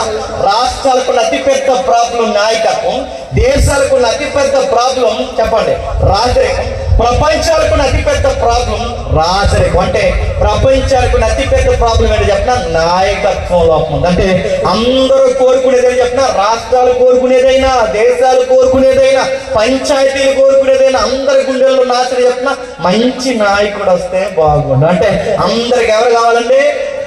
మంచి నాయకుడు. అంటే ఎంత మంచి నాయకుడు? దావీదు వచ్చినా కరెక్ట్ కాదు, సొలొమోను వచ్చినా కరెక్ట్ కాదు. మరి మంచి నాయకుడే కాదు. అందుకే ఇక మనుషులకి నాయకత్వం కావాలి కనుక తూర్పు దేశాల నుంచి ఈ జ్ఞానులు ఏమడకుండా ఏమడగరు తెలుసా? యూదుల రాజు ఎక్కడ? ఎందుకు మీకు రాజులు లేరని రాజులు అడుగుతారు? కాదు, ఈ రాజే మా రాజు అవుతాడని అడుగుతాను వచ్చాను. అంటే ఇశ్రాయేలుకు అతిపెద్ద ప్రాబ్లం, ప్రపంచానికి అతిపెద్ద ప్రాబ్లం ఏంటి చెప్పండి? రాజు లేకపోవడం. అందుకే ఆయన భుజముల మీద ఏముందట? చెప్పండి ఏముంది? మన కుటుంబ భారాలు కాదు, మన ఎకరాల భారాలు కాదు. ఏముంది చెప్పండి? రాజ్య భారం. ప్రపంచ రాజకీయాన్ని చక్కబెట్టడానికి, ప్రపంచ రాజ్యానికి దేవుడు ఒక కొత్త రాజ్యాన్ని స్థాపించడానికి దేవుడే రాజుగా దిగి వచ్చిన వేళ అదే క్రిస్మస్. ఆ క్రిస్మస్ దేవుడి పేరే ఇమ్మానుయేల్. మీకు ఇంకా ఇలా చెప్తే అర్థం కాదు. ఒక ఉదాహరణ చెప్పి ముగించేస్తాను. నిజంగా ఇమ్మానుయేల్ని వెంబడిస్తే ఎలా ఉంటుంది చెప్పినా సెంటర్లో మోడీ దిగిపోయినా నో ప్రాబ్లం. అందుకే మీరు చూడండి, రాజకీయాలతో తిరిగే వాళ్ళకి వాళ్ళ నాయకుడు ఓడిపోతే భయం, ఈ పార్టీ ఓడిపోతే భయం, వాళ్ళకి మరో పార్టీ వస్తే భయం. అందుకే మనకి చూడండి, డేరుగా నచ్చాను. జగన్ దిగిపోయి చంద్రబాబు నాయుడు వచ్చినా, చంద్రబాబు నాయుడు దిగిపోయి జగన్ వచ్చినా, జగన్ దిగిపోయి మళ్ళీ చంద్రబాబు నాయుడు వచ్చినా, ఈయన దిగిపోయి ఆయన వచ్చినా, అక్కడ కేసీఆర్ దిగిపోయి రేవంత్ రెడ్డి వచ్చినా, రేవంత్ రెడ్డి దిగిపోయి కేసీఆర్ వచ్చినా, సెంట్రల్లో మోడీ వచ్చినా, కాంగ్రెస్ వచ్చినా, ఎవడొచ్చినా, ఎవరు ఎంతమంది మారిపోయినా, ఎవడ భయపడ్డా చెప్పినా ఇమ్మానుయేల్ వెంబడించిన వాడు ఎవడ దిగిపోతే ఏంటి, దిగకపోతే ఏంటి? మన రాజు ఇమ్మానుయేల్. మన రాజు వీళ్ళకాదు, గుర్తుపెట్టుకోండి. అందుకే మనకి ఇలా మారిపోయి మనకి పెద్ద ఫీలింగ్ అనిపిస్తుంది. ఓడిపోయాడు మా ఏంటి? ఆడేది ఎరగదీస్తాడు, ఈయన ఎరగదీస్తాడు, ఈయన ఎరగదీస్తాడు, కొడుకు ఆడే ఎరగదీస్తాడు. ఎవడో చేంజ్ చేసేది లేదు. మళ్ళీ సిగ్గులేని వాగ్దానం చెప్పినా మేము వస్తే మళ్ళీ మందు బ్రాండ్ ఎత్తి ఇదో వాగ్దానం మనకు దొరుకుతున్నాం. ఇది పరిపాలన చెప్పండి, పరిపాలన అందుకు అడుగుతున్నాను నేను. ఎవరు మనకు రాజులు కాదు, గుర్తుపెట్టుకోండి. ఎవరు కాదు, మన ఫీలింగ్ ఎప్పుడు గుర్తుపెట్టుకోండి. మన ఫీల్ మారదు. మీరు చూడండి, మోడీ వస్తే ఇంకొక ఆయన వస్తాయి, ఎవరు వచ్చినట్టుకంటే మన రాజుని మనం నమ్ముకున్నాం కనుక ఇమ్మానుయేలే మన రాజు. మన రాజుని బట్టి మనం ఏమాత్రం బెదిరిపోమనిపించదు. అందుకే మనకి రాజకీయాలు మనకు పెద్ద చల్లవనిపించదు. మనకు పెద్ద ఓటు హక్కు ఉంది, నచ్చిన వాళ్ళకి వేస్తాం, నెగ్గితే నెగ్గండి, లేకపోతే మన ఎందుకంటే రాజులు ఎక్కించేవాడు ఆయనే, రాజులు దించేవాడు ఆయనే, రాజుల హృదయాలు నీటి కళ్ళలో తిప్పేవాడు ఆయనే, మమ్మల్ని అందరినీ పరిపాలించేవాడు ఆయనే. ఆయన పేరు నజరుడైన యేసుడు. గుర్తుపెట్టు. ఆయన నమ్ముకుంటే ఇప్పుడు ఈయన వచ్చాడు, ఈయన ఏమంటాడు, ఈయన మనకి తోడు. ఎక్కడ తోడు? నీ కష్టాల్లో తోడు, నీ కన్నీళ్ళలో తోడు, నీ ఇబ్బందుల్లో తోడు, నీ సమస్యల్లో తోడు, ప్రతి దానికి తోడు. ఎంత తోడు అంటే నీకు వ్యాధులు వచ్చినా ధైర్యాన్ని నింపేంత తోడు. ఈ తోడు ఎలా ఉందో తెలుసా? నా రాజ్యాన్ని ఎదిగి, నా నీతిని రాజ్యాన్ని మొదట ఎదిగిన వాడిని బంతుల్లాగా పోషిస్తాను. ఎలా?